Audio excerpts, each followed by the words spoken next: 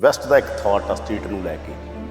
ਮੈਂ ਪੁੱਛ ਰਿਹਾ ਜੋ 47 ਦਾ ਇੱਕ ਥਾਟ ਆ, 47 ਦੀ ਲੀਡਰਸ਼ਿਪ ਦਾ, ਜੋ 84 ਦੇ ਟਾਈਮ ਇੱਕ ਥਾਟ ਆਗਾ ਸਟੇਟ ਨੂੰ ਲੈ ਕੇ, ਇਹਦੇ 'ਚ ਇੱਕ ਪੱਖ ਹੋ ਸਕਦਾ ਗਾ ਕਿ ਅਸੀਂ ਡੀਸੈਂਟਰਲਾਈਜੇਸ਼ਨ ਚਾਹੁੰਦੇ ਹੈਗੇ, ਰਾਜਾਂ ਦੇ ਵੱਧ ਅਧਿਕਾਰਾਂ ਦੀ ਵੀ ਗੱਲ ਚੱਲਦੀ ਸੀ। ਥਾਟ ਦੇ ਲੈਵਲ 'ਤੇ ਠੀਕ ਸੀ। ਫਿਰ ਉਹ ਜੋ ਤੁਸੀਂ ਮੰਨਦੇ ਹੋਗੇ ਕਿ ਸਾਨੂੰ ਵੈਸਟ ਵਾਲਾ ਫਾਰਮੂਲਾ ਠੀਕ ਨਹੀਂ ਹੈਗਾ, ਕਿ ਉਹ ਲੀਡਰਸ਼ਿਪ ਤਾਂ ਇਹ ਚਾਹੁੰਦੀ ਸੀ ਕਿ ਉਹ ਲੀਡਰਸ਼ਿਪ ਨੇ ਇੱਕ ਸਟੇਟ ਹੋਵੇ, ਇੱਕ ਨੇਸ਼ਨ ਸਟੇਟ ਹੋਵੇ ਸਾਡੀ। ਸਿੱਖ ਕੋਈ ਸਟੇਟ ਮੰਗ ਰਹੇ ਆ ਤਾਂ ਉਹਦੇ ਵਿੱਚ ਵੀ ਬੈਸਟ ਵਾਲੀ ਨੇਸ਼ਨ ਸਟੇਟ ਵਰਗੀ ਸਟੇਟ ਨਹੀਂ ਹੋਣੀ। 47 ਦੇ ਲਈ ਵੀ ਤੇ ਪਛਾਣ ਦੇ ਆਧਾਰ ਦੇ ਉੱਤੇ ਗੱਲ ਹੋ ਰਹੀ ਸੀ ਨਾ, 84 ਦੇ ਟਾਈਮ ਵੀ ਤਾਂ ਪਛਾਣ ਦੇ ਆਧਾਰ ਦੇ ਉੱਤੇ ਗੱਲ ਹੋ ਰਹੀ ਸੀ ਕਿ ਸਾਡੀ ਪਛਾਣ ਨੂੰ ਖਤਰਾ, ਸਾਡੀ ਪਛਾਣ ਲਈ ਇੱਕ ਰਾਜ, ਤੇ ਉਹ ਰਾਜ ਨੇਸ਼ਨ ਸਟੇਟ ਹੀ ਹੋਣਾ ਸੀਗਾ। ਨਹੀਂ, ਨੋ ਡਾਊਟ ਇਹ ਇਸ ਗੱਲ 'ਚ ਫਰਕ ਹੈ। ਤੁਹਾਡੀ ਕੋਸ਼ਿਸ਼ SGPC ਵਾਲੀ ਮੰਨ ਲਓ, ਕੋਸ਼ਿਸ਼ ਸਭ ਦੀ ਹੁੰਦੀ ਸੀ ਕਿ SGPC 'ਤੇ ਅਸੀਂ ਕਾਬਜ਼ ਹੋਈਏ। ਬਹੁਤ ਸਾਰੀਆਂ ਧਿਰਾਂ ਦਾ ਇਹ ਰਿਹਾ ਹੈਗਾ, ਤੁਸੀਂ ਮਾਨ ਨਾਲ ਗਏ, ਇਲੈਕਸ਼ਨ ਦੇ ਅੰਦਰ ਵੀ ਆਏ, ਇਲੈਕਸ਼ਨ ਦਾ ਤੁਹਾਨੂੰ ਉਹੀ ਜਿਹੀ ਸਟੇਟ ਹੀ ਮਿਲਣੀ ਸੀ ਨਾ ਜੇ ਜਿੱਤ ਵੀ ਜਾਂਦੇ ਤੁਸੀਂ। ਤੇ SGPC ਵੀ ਤਾਂ ਫਿਰ ਵੈਸਟ ਦਾ ਮਾਡਲ ਹੀ ਹੈਗਾ। ਵੈਸਟ ਦੇ ਮਾਡਲ 'ਚ ਇਕੱਲੀ ਰਾਜ ਨਹੀਂ ਹੈਗਾ ਕਿ ਰਾਜ ਦੇ ਅੱਗੇ ਇੰਸਟੀਟਿਊਸ਼ਨ ਨੇ, ਉਹਨਾਂ ਦੇ ਐਜੂਕੇਸ਼ਨ ਇੰਸਟੀਟਿਊਸ਼ਨ ਨੇ, ਉਹਨਾਂ ਦਾ ਬਾਕੀ ਸਾਰਾ ਕੁਝ, ਈਵਨ ਕਿ ਹੈਲਥ ਦਾ ਸਾਰਾ ਕੁਝ ਹੀ। ਤਾਂ ਜਦੋਂ ਉਹਦੇ 'ਚੋਂ ਉਹ ਚੀਜ਼ ਚੇਂਜ ਹੀ ਨਹੀਂ ਹੋਣੀ, ਫਿਰ ਤੁਸੀਂ ਉਹਦੇ 'ਤੇ ਇੰਨੀ ਐਨਰਜੀ ਕਿਉਂ ਵੇਸਟ ਕਰੋਗੇ? ਨਹੀਂ, ਮੈਂ ਦੇਖੀ ਜੀ ਤੁਸੀਂ ਗੱਲ ਨੇ ਥਾਟ ਤੁਸੀਂ ਕਹਿੰਦੇ ਹੋ ਕਿ ਗੁਰੂ ਸਾਹਿਬ ਦੇ ਥਾਟ ਦੇ ਮੁਤਾਬਕ ਚੀਜ਼ਾਂ ਹੋਣੀਆਂ ਚਾਹੀਦੀਆਂ। ਵੈਸਟ ਦੇ ਥਾਟ ਨਾਲ ਸਿੱਖਾਂ ਦਾ ਰਾਜ ਨਹੀਂ ਚੱਲਣਾ ਚਾਹੀਦਾ, ਸਿੱਖ ਨਹੀਂ ਚੱਲਣੇ ਚਾਹੀਦੇ। ਖਾਲਿਸਤਾਨ ਦਾ ਕਨਸੈਪਟ ਨੇਸ਼ਨ ਸਟੇਟ ਸੀਗਾ ਜਾਂ ਨੇਸ਼ਨ ਸਟੇਟ ਤੋਂ ਬਿਯੋਂਡ ਸੀਗਾ? ਤੁਸੀਂ ਅੱਜ ਉਹਨੂੰ ਠੀਕ ਮੰਨਦੇ ਹੋ ਜਾਂ ਗਲਤ ਮੰਨਦੇ ਹੋ? ਸਰਦਾਰ ਕਪੂਰ ਸਿੰਘ ਤੋਂ ਤੁਰ ਪੈਂਦੇ ਹਾਂ। ਸਰਦਾਰ ਕਪੂਰ ਸਿੰਘ ਤੋਂ ਬਾਅਦ ਆਪਾਂ ਸਾਰੀ ਗੱਲ 47 ਤੋਂ ਲੈ ਕੇ ਵਾਇਆ 84, ਉਹ ਕਿਹੜੇ ਥਾਟ 'ਚ ਖੜੇ ਸੀ ਸਾਰੇ ਲੋਕ? ਉੱਥੇ ਜਿਸ ਥਾਟ ਨਾਲ ਡਿਸਾਈਡ ਹੋਣੀਆਂ ਚਾਹੀਦੀਆਂ ਚੀਜ਼ਾਂ ਤੁਹਾਨੂੰ ਲੱਗਦਾ ਹੋਈਆਂ, ਜਾਂ ਸਾਨੂੰ ਹਿਸਟਰੀ ਜਿਹੜੀ ਸਾਡੀ ਆ ਉਹਦੇ 'ਤੇ ਵੀ ਬਹੁਤ ਸਾਰਾ ਰੀਥਿੰਕ ਕਰਨ ਦੀ ਲੋੜ ਹੈਗੀ? ਨਹੀਂ, ਦੇਖੋ ਐਨਾਲਿਸਿਸ ਤਾਂ ਮਹਾਰਾਜ ਕਹਿੰਦੇ ਵੀ ਮੰਦੇ ਖੋਜ ਦਿਲ ਹਰ ਰੋਜ਼। ਇੱਕ ਸ਼ੁੱਧ ਧਾਰਾ ਉਹ ਸੀਗੀ ਜਿਹੜੀ ਉਸ ਰਵਾਇਤ ਨੂੰ ਜਿਉਂਦਾ ਰੱਖਣਾ ਚਾਹੁੰਦੀ ਸੀ। ਦੂਜੇ ਪਾਸੇ ਮਾਸਟਰ ਤਾਰਾ ਸਿੰਘ ਤੋਂ ਲਾ ਕੇ ਸਾਡੀ ਮੇਨ ਸਟ੍ਰੀਮ ਲੀਡਰਸ਼ਿਪ ਵੀ ਸੀ। ਉਸ ਤੋਂ ਬਾਅਦ 84 ਦੇ ਅੰਦਰ ਉਹ ਲੀਡਰਸ਼ਿਪ ਸੀਗੀ। ਉਹ ਸ਼ੁੱਧ ਧਾਰਾ ਕਿਹੜੀ ਸੀਗੀ ਜਿਹੜੀ ਇਹ ਸੋਚ ਰਹੀ ਸੀਗੀ ਕਿ ਹਾਂ, ਉਹ ਕੌਣ ਸੀ? ਬੜੀਆਂ ਹੀ ਤਰ੍ਹਾਂ ਦੇ ਇੱਕ ਵਿਦਵਾਨ ਨੇ ਕਿਹਾ ਕਿ ਅਸਲ 'ਚ ਪੋਲੀਟੀਕਲ ਕਲਚਰ ਆ, ਜਿਹਨੂੰ ਤੁਸੀਂ ਵੈਸਟ ਦੇ ਪੱਛਮ ਦੇ ਕਲਚਰ ਦੀ ਗੱਲ ਕਰਦੇ ਹੋ, ਉਹਦੇ 'ਚੋਂ ਹੀ ਮਾਡਰਨਿਟੀ ਜਨਮ ਲੈਂਦੀ, ਆਧੁਨਿਕਤਾ ਜਨਮ ਲੈਂਦੀ ਹੈ, ਅਤੇ ਆਧੁਨਿਕਤਾ ਨੂੰ ਸਵਾਲ ਲਾ ਕੇ ਉੱਤਰ ਆਧੁਨਿਕਤਾ ਕਰਦੀ ਹੈ। ਪੋਸਟ ਮਾਡਰਨਿਜ਼ਮ ਦਾ ਕਨਸੈਪਟ ਪੈਦਾ ਹੁੰਦਾ ਦੁਨੀਆ 'ਚ। ਉਹ ਕਹਿੰਦੇ ਜਿਹੜੀਆਂ ਸਾਰੀਆਂ ਸੰਸਥਾਵਾਂ ਸਿੱਖਾਂ ਦੀਆਂ ਫੈਡਰੇਸ਼ਨਾਂ ਚਾਹੇ ਜਾਂ ਹੋਣ, ਇਹ ਵੀ ਤਾਂ ਸਾਰਿਆਂ ਦਾ ਪੋਲੀਟੀਕਲ ਕਲਚਰ ਉਹੀ ਰਿਹਾ। ਫੈਡਰੇਸ਼ਨ ਇਸੇ ਕਰਕੇ ਭੰਗ ਕੀਤੀ। ਬਿਲਕੁਲ। ਮਹਾਰਾਜਾ ਰਣਜੀਤ ਸਿੰਘ ਦੇ ਬਾਰੇ ਇਹ ਕਿਹਾ ਜਾਂਦਾ ਕਿ ਮਹਾਰਾਜਾ ਰਣਜੀਤ ਸਿੰਘ ਦੇ ਰਾਜ 'ਚ, ਜਿਵੇਂ ਖਾਲਸੇ ਦਾ ਰਾਜ ਇੱਕ, ਪਰ ਉਹਦੇ 'ਚ ਰਾਜ ਅੱਗੇ ਐਕਸਟੈਂਸ਼ਨ ਹੋਣਾ ਸੀ ਆਪਦੇ ਪਰਿਵਾਰ ਦੇ ਅੰਦਰ, ਕਿ ਉੱਥੋਂ ਸ਼ੁਰੂਆਤ ਹੋਈ ਸੀ। ਹਾਂ, ਮਹਾਰਾਜ ਹੀ ਵੇਲੇ ਸੀ। ਦੇਖੋ ਇਹ ਫਿਰ ਗਲਤੀ ਸੀ ਮਹਾਰਾਜ ਜਾਂ ਵੈਸਟ ਦਾ ਪ੍ਰਭਾਵ ਸੀ? ਕੀ ਕਹੋਗੇ ਇਹਨੂੰ?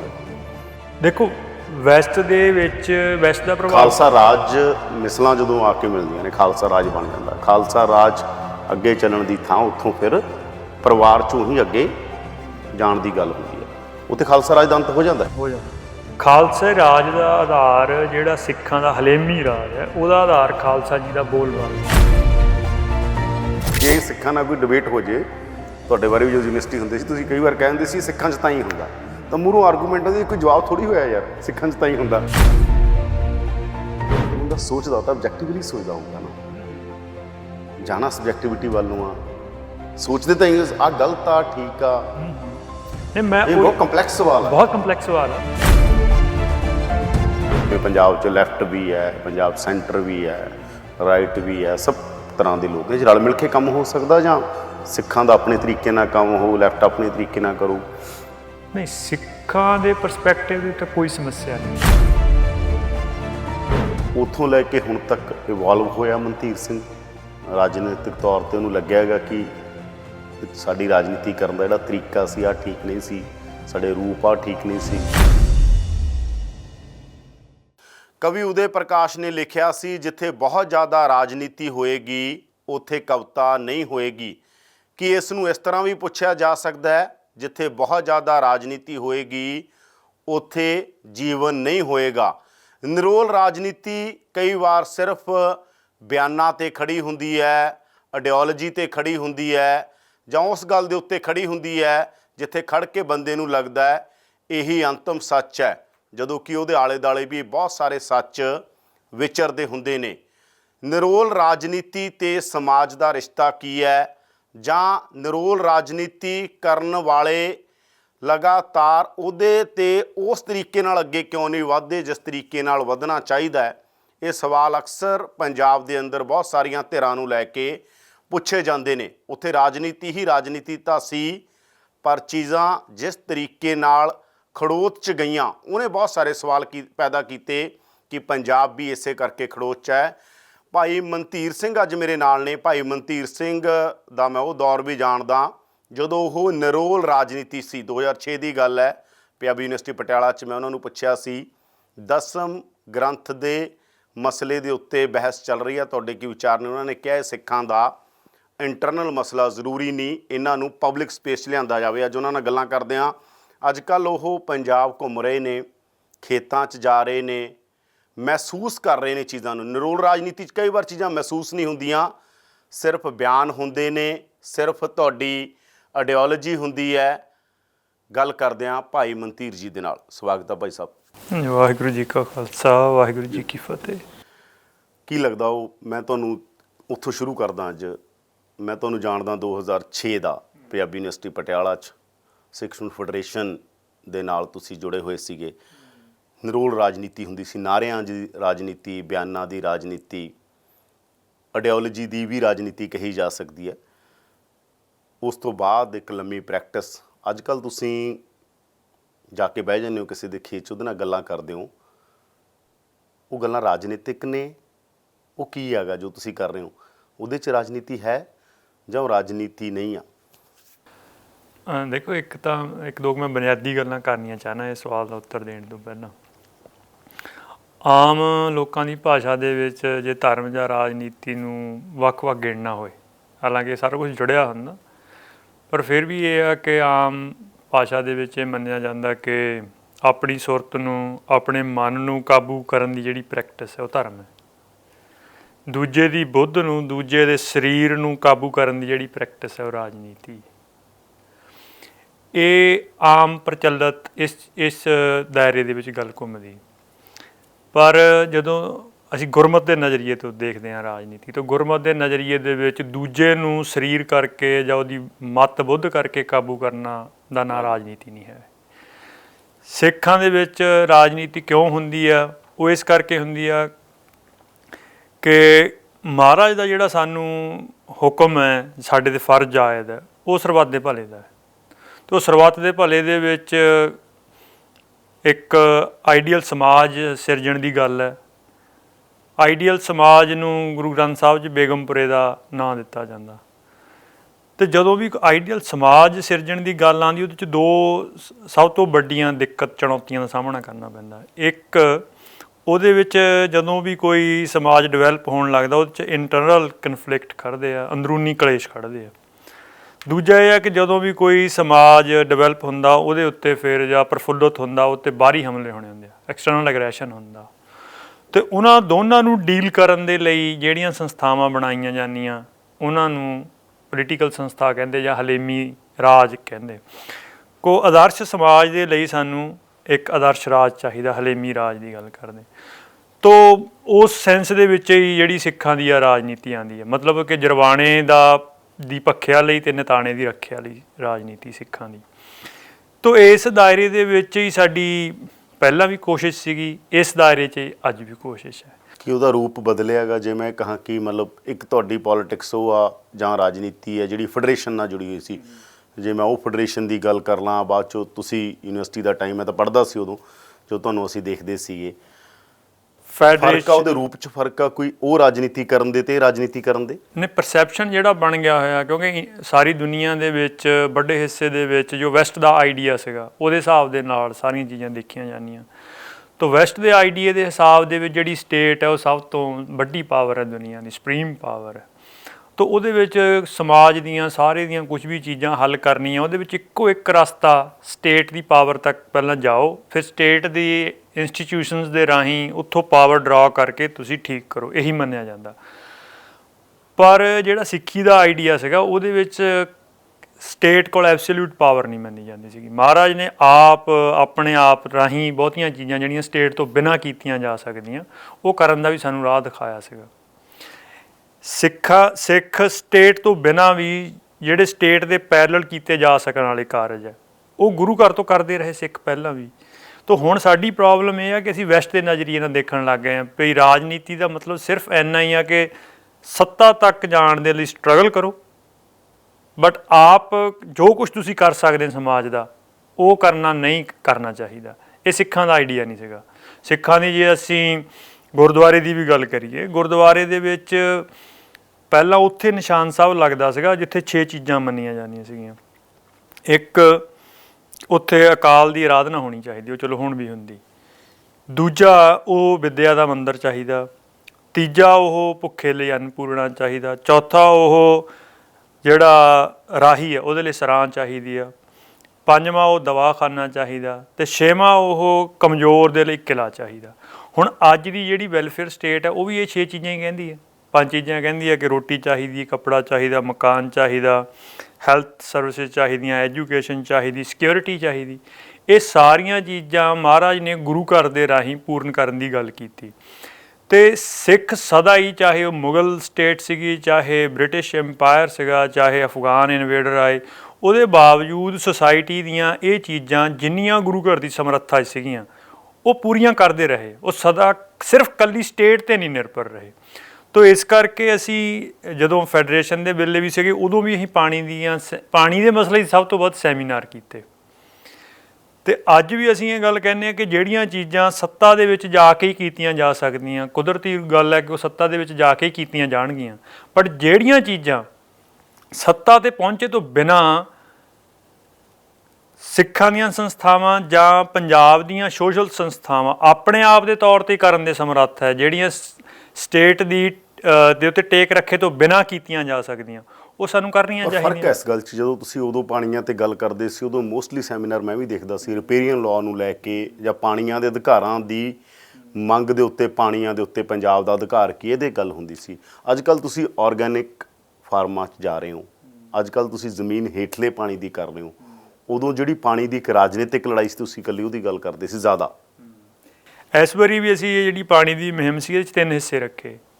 ਇੱਕ ਹਿੱਸਾ ਜਿਹੜੀ ਜ਼ਮੀਨਦੋਜ਼ ਪਾਣੀ ਦਾ ਪੱਧਰ ਡਿੱਗਿਆ ਪਹਿਲਾ, ਦੂਜਾ ਜਿਹੜਾ ਪਾਣੀ ਦਾ ਪ੍ਰਦੂਸ਼ਣ ਹੋਇਆ ਦਰਿਆਵਾਂ ਦੇ ਪਾਣੀ ਦਾ ਵੀ ਅਤੇ ਜ਼ਮੀਨਦੋਜ਼ ਦਾ ਵੀ, ਤੀਜਾ ਜਿਹੜਾ ਦਰਿਆਈ ਪਾਣੀਆਂ ਦਾ ਮਸਲਾ। ਅੱਜ ਤੋਂ 15 ਜਾਂ 18 ਸਾਲ ਪਹਿਲਾਂ ਜਿਹੜਾ ਜ਼ਮੀਨਦੋਜ਼ ਪਾਣੀ ਸੀਗਾ ਉਹਦੀ ਸਮੱਸਿਆ ਇੰਨੀ ਗੰਭੀਰ ਨਹੀਂ ਸੀਗੀ ਜਿੰਨੀ ਹੁਣ ਹੈ। ਮਸਲਨ 98 ਦੇ ਵਿੱਚ ਮਾਝੇ ਰੀਜਨ ਦੇ ਵਿੱਚ, ਟੋਟਲ ਮਾਝਾ ਰੀਜਨ ਦੇ ਵਿੱਚ 100% ਮਾਝਾ ਰੀਜਨ ਦੇ ਵਿੱਚ ਜਿਹੜਾ ਗਰਾਊਂਡ ਵਾਟਰ ਦਾ ਲੈਵਲ ਸੀਗਾ ਉਹ 30 ਫੁੱਟ ਤੋਂ ਉੱਤੇ ਹੀ ਸੀਗਾ, ਯਾਨੀ ਕਿ 30 ਫੁੱਟ ਤੱਕ ਸਾਰੇ ਮਾਝੇ 'ਚ ਪਾਣੀ ਅਵੇਲੇਬਲ ਸੀਗਾ। ਅੱਜ ਉਹ 80 ਤੱਕ ਚਲਿਆ ਗਿਆ ਹੋਇਆ। ਦੁਆਬੇ ਦੇ ਵਿੱਚ ਵੀ ਸਿਚੁਏਸ਼ਨ ਇੰਨੀ ਖਰਾਬ ਨਹੀਂ ਸੀਗੀ ਜਿੰਨੀ ਅੱਜ ਹੈ, ਅਤੇ ਜਿਹੜਾ ਕੇਂਦਰੀ ਪੰਜਾਬ ਹੈ ਉਹਦੇ ਵਿੱਚ ਤਾਂ ਬਹੁਤ ਹੀ ਜ਼ਿਆਦਾ ਖਰਾਬ ਹੋ ਗਈ। ਯਾਨੀ ਕਿ 98 ਤੋਂ ਲੈ ਕੇ ਪਿਛਲੇ 20 ਸਾਲ, ਯਾਨੀ ਕਿ 2000 ਤੋਂ ਲੈ ਕੇ ਹੁਣ ਤੱਕ ਗਰਾਊਂਡ ਵਾਟਰ ਹੈ ਜਿਹੜਾ ਪਹਿਲਾਂ ਅੱਜ ਤੋਂ 15 ਸਾਲ ਪਹਿਲਾਂ ਇੱਕ ਇਸ਼ੂ ਸੀਗਾ, ਬਟ ਸਭ ਤੋਂ ਵੱਡਾ ਇਸ਼ੂ ਨਹੀਂ ਸੀਗਾ। ਇਹਨੇ ਪਿਛਲੇ 15 ਸਾਲ 'ਚ ਸਭ ਤੋਂ ਵੱਡਾ ਇਸ਼ੂ ਬਣ ਗਿਆ ਹੋਇਆ। ਪੰਜਾਬ ਦੇ ਵਿੱਚ ਜਿਹੜਾ ਸਭ ਤੋਂ ਜ਼ਿਆਦਾ ਪਾਣੀ ਹੈਗਾ ਉਹ ਪਹਿਲੇ ਐਕੀਫਰ 'ਚ ਹੈਗਾ। ਪੰਜਾਬ ਦੇ ਜਿਹੜੇ ਸਾਰੇ ਹੀ ਮਾਲਵੇ ਦੇ ਜ਼ਿਲ੍ਹੇ ਹੈਗੇ ਆ ਉਹਨਾਂ ਦੇ ਵਿੱਚ ਸੈਕਿੰਡ ਅਤੇ ਥਰਡ ਐਕੀਫਰ ਦੇ ਵਿੱਚ, ਮਾਝੇ ਦੇ ਵੀ 4 ਜ਼ਿਲ੍ਹਿਆਂ 'ਚ ਸੈਕਿੰਡ ਅਤੇ ਥਰਡ ਐਕੀਫਰ 'ਚ ਪਾਣੀ ਹੈ ਨਹੀਂ, ਫਸਟ ਐਕੀਫਰ 'ਚ ਹੈਗਾ ਅਤੇ ਉਹ ਮੁੱਕਣ ਦੇ ਕਿਨਾਰੇ ਆ ਗਿਆ ਹੋਇਆ।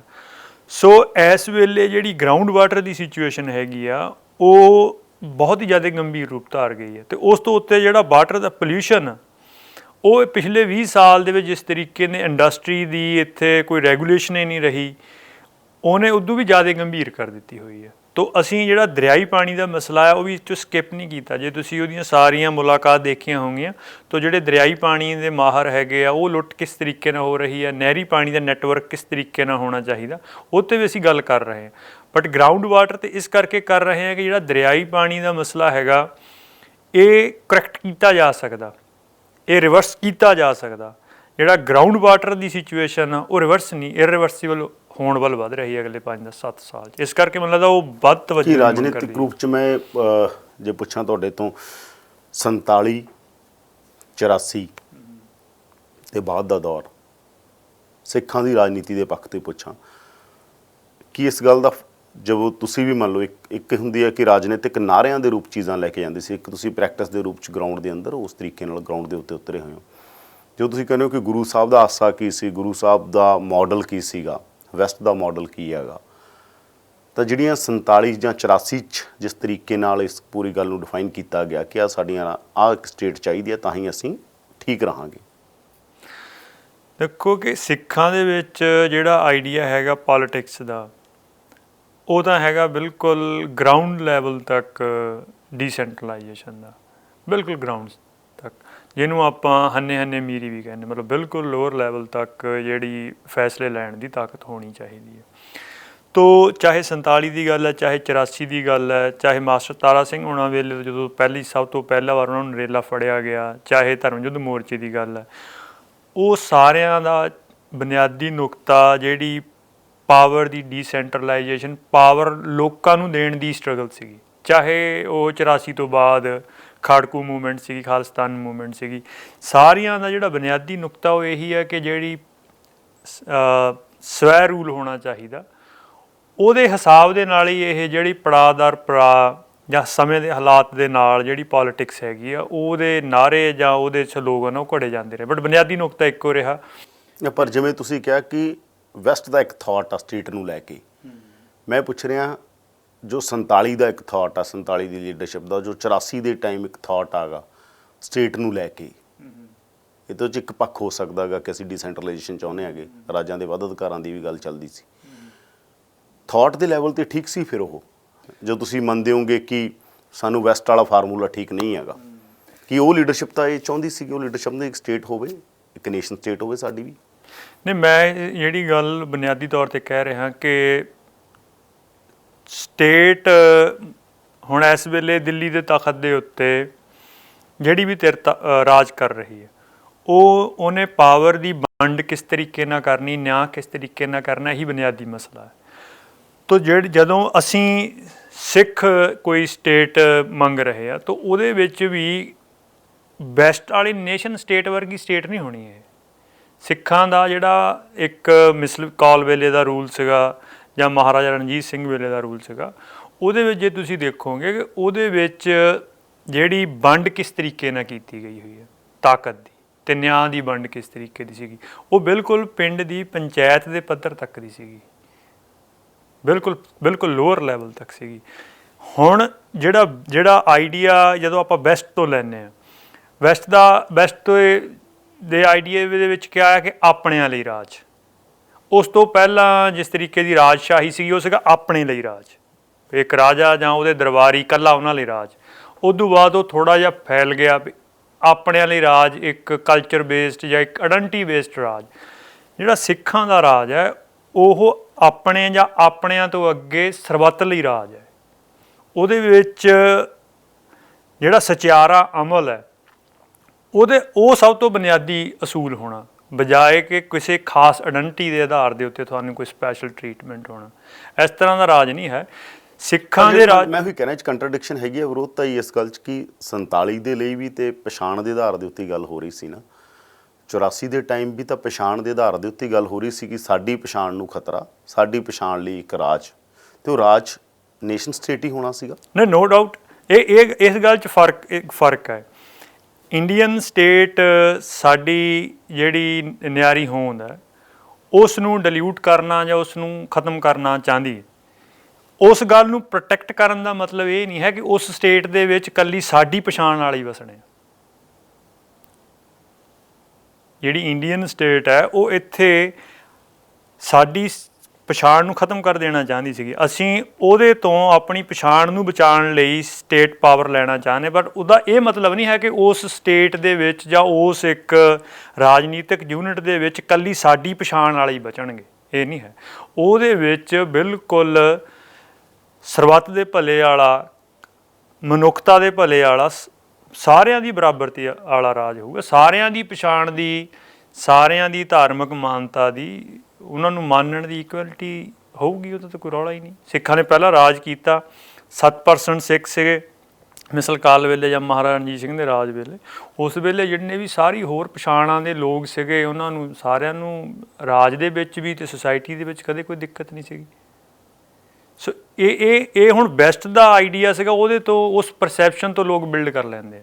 ਜੇ ਮੈਂ ਪੁੱਛਾਂ ਕਿ ਮਨਧੀਰ ਸਿੰਘ ਮਤਲਬ ਮੈਂ ਤਾਂ ਤੁਹਾਨੂੰ 2006 'ਚ ਮਿਲਿਆ, ਉਦੋਂ ਪਹਿਲਾਂ ਵੀ ਤੁਸੀਂ ਰਾਜਨੀਤੀ ਕਰਦੇ ਸੀਗੇ, ਉੱਥੋਂ ਲੈ ਕੇ ਹੁਣ ਤੱਕ ਇਵੋਲਵ ਹੋਇਆ ਮਨਧੀਰ ਸਿੰਘ ਰਾਜਨੀਤਿਕ ਤੌਰ 'ਤੇ? ਉਹਨੂੰ ਲੱਗਿਆ ਹੈਗਾ ਕਿ ਸਾਡੀ ਰਾਜਨੀਤੀ ਕਰਨ ਦਾ ਜਿਹੜਾ ਤਰੀਕਾ ਸੀ ਆਹ ਠੀਕ ਨਹੀਂ ਸੀ, ਸਾਡੇ ਰੂਪ ਆ ਠੀਕ ਨਹੀਂ ਸੀ?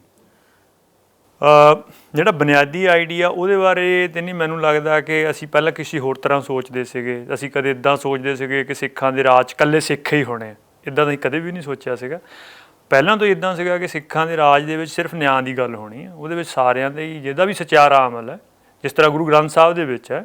ਗੁਰੂ ਗ੍ਰੰਥ ਸਾਹਿਬ ਦੇ ਵਿੱਚ ਕਿਸੇ ਦੀ ਧਰਮ, ਜਾਤ ਜਾਂ ਪਛਾਣ ਦੀ ਥੋੜ੍ਹੀ ਗੱਲ ਹੈ, ਅਮਲ ਕਿਹਦਾ ਸਚਿਆਰਾ ਉਹਨੂੰ ਉੱਥੇ ਜਗ੍ਹਾ ਹੈ। ਤਾਂ ਸਿੱਖਾਂ ਦੇ ਰਾਜ 'ਚ ਵੀ ਉਹ ਗੱਲ ਹੋਣੀ ਹੈ।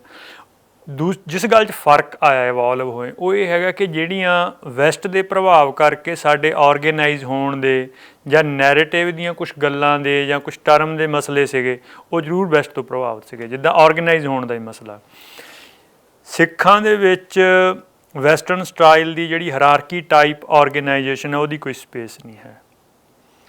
ਜਿਹੜੀ ਸਿੰਗਲ ਲੀਡਰ ਵਾਲੀ ਤਰੀਕਾਕਾਰ ਆ, ਉਹਦੀ ਕੋਈ ਜਗ੍ਹਾ ਨਹੀਂ ਹੈ।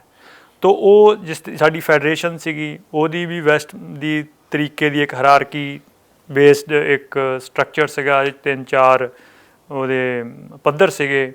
ਉਹਦੇ ਵਿੱਚ ਇੱਕ ਮੇਨ ਲੀਡਰ ਸੀਗਾ, ਉਹ ਵੈਸਟ ਤੋਂ ਇੰਸਪਾਇਰਡ ਸੀਗੀਆਂ, ਉਹ 'ਚ ਪ੍ਰੋਬਲਮਾਂ ਸੀਗੀਆਂ। ਇਸ ਕਰਕੇ ਜਿਸ ਤਰੀਕੇ ਦੇ ਨਾਲ ਸਾਨੂੰ ਸਿੱਖੀ ਦੀ ਪਰੰਪਰਾ ਦੀ ਸਮਝ ਆਈ, ਜਿਸ ਤਰੀਕੇ ਨਾਲ ਅਸੀਂ ਸਮਝਿਆ, ਇਸ ਕਰਕੇ ਅਸੀਂ ਉਸ ਸਟਾਈਲ ਦੀਆਂ ਆਪਣੀਆਂ ਜਿਹੜੀਆਂ ਜਥੇਬੰਦੀਆਂ ਸੀਗੀਆਂ ਉਹ ਭੰਗ ਕਰ ਦਿੱਤੀਆਂ।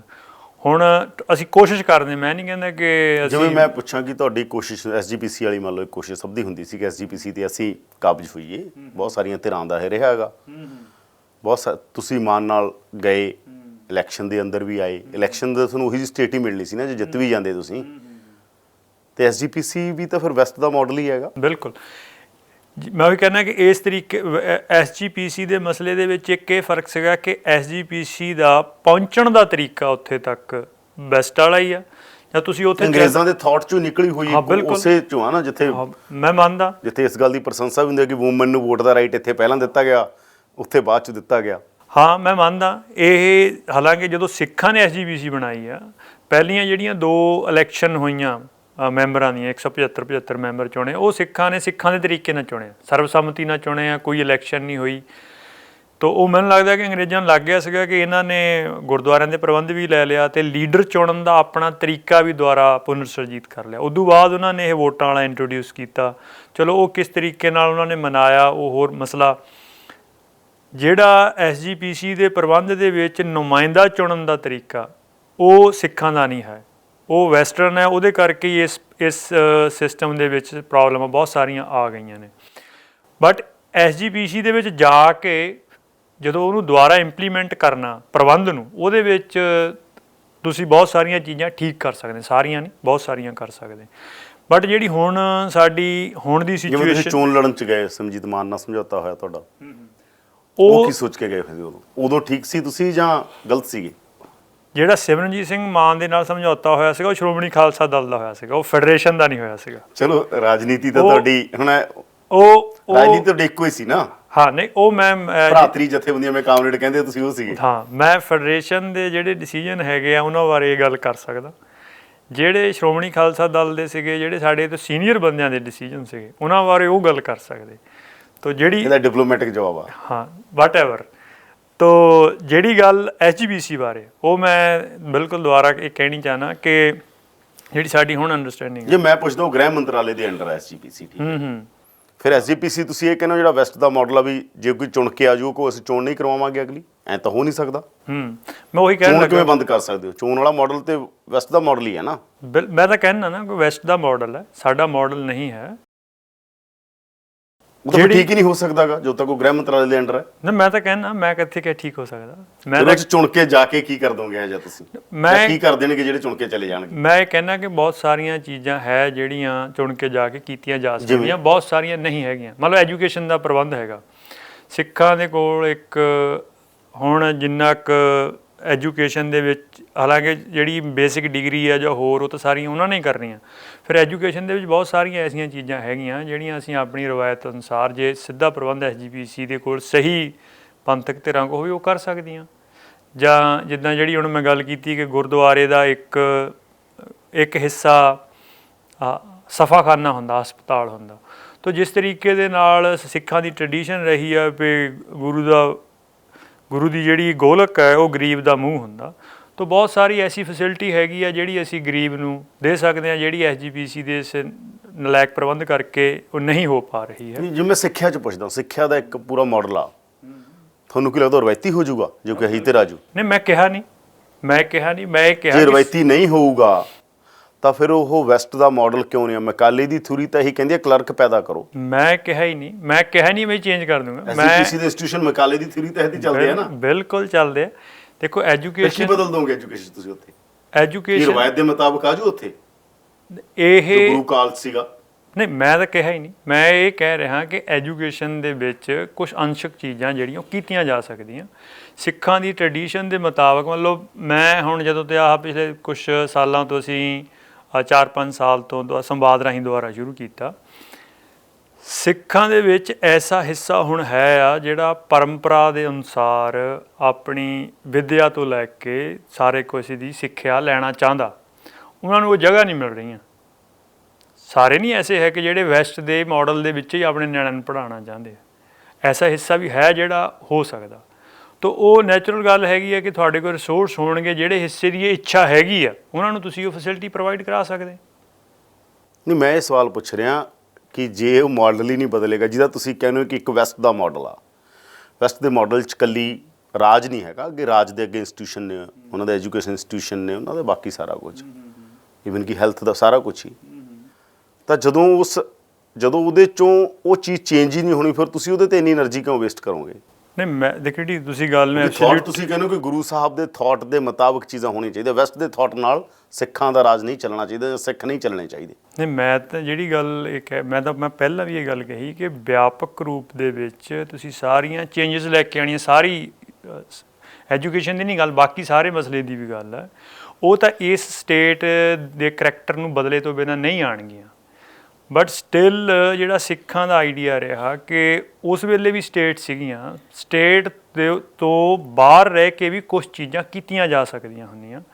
ਅੱਜ ਵੀ ਸਿੱਖਾਂ ਦੇ ਵਿੱਚ ਕੁਝ ਸੰਸਥਾਵਾਂ ਹੈਗੀਆਂ ਜਿਹੜੀਆਂ ਸਿੱਖਾਂ ਦੀ ਰਵਾਇਤੀ ਵਿੱਦਿਆ ਨੂੰ ਲੈ ਕੇ ਜਾ ਰਹੀਆਂ ਅੱਗੇ। ਉਹ ਸਮੇਂ ਦੇ ਹਿਸਾਬ ਦੇ ਨਾਲ ਆਪਣੇ ਆਪ ਨੂੰ ਅਪਡੇਟ ਨਹੀਂ ਕਰ ਸਕੀਆਂ ਜਾਂ ਉਹਨਾਂ ਕੋਲ ਰਿਸੋਰਸ ਨਹੀਂ ਹੈਗੇ। ਤਾਂ ਮੈਂ ਇਹ ਕਹਿ ਰਿਹਾ ਕਿ SGPC ਦੇ ਜਿਹੜੇ ਰਿਸੋਰਸ ਹੈਗੇ ਆ, ਉਹਨਾਂ ਦੇ ਰਾਹੀਂ ਜਿਹੜੇ ਬੰਦੇ ਰਵਾਇਤੀ ਵਿੱਦਿਆ ਦੇ ਰਾਹੀਂ ਪੜ੍ਹਨਾ ਚਾਹੁੰਦੇ ਆ, ਚਾਹੇ ਕੁਝ 100 ਬੰਦੇ ਹੀ ਹੋਣ, ਕੁਝ 1000 ਬੰਦੇ ਹੀ ਹੋਣ। ਮੈਂ ਕੋਈ ਪੰਜਾਬ ਦੇ ਵਿੱਚ 2-4 ਲੱਖ ਵਿਦਿਆਰਥੀ ਜਿਹੜਾ ਸਰਕਾਰੀ ਸਕੂਲ ਜਾਂ ਪ੍ਰਾਈਵੇਟ ਸਕੂਲ ਜਾਂ ਜੋ ਵੀ ਇੰਡੀਅਨ ਐਜੂਕੇਸ਼ਨ ਸਿਸਟਮ 'ਚ ਪੜ੍ਹ ਰਿਹਾ, ਸਾਰੇ ਨੂੰ ਚੇਂਜ ਕਰਨ ਦੀ ਨਹੀਂ ਗੱਲ ਕਰ ਰਿਹਾ।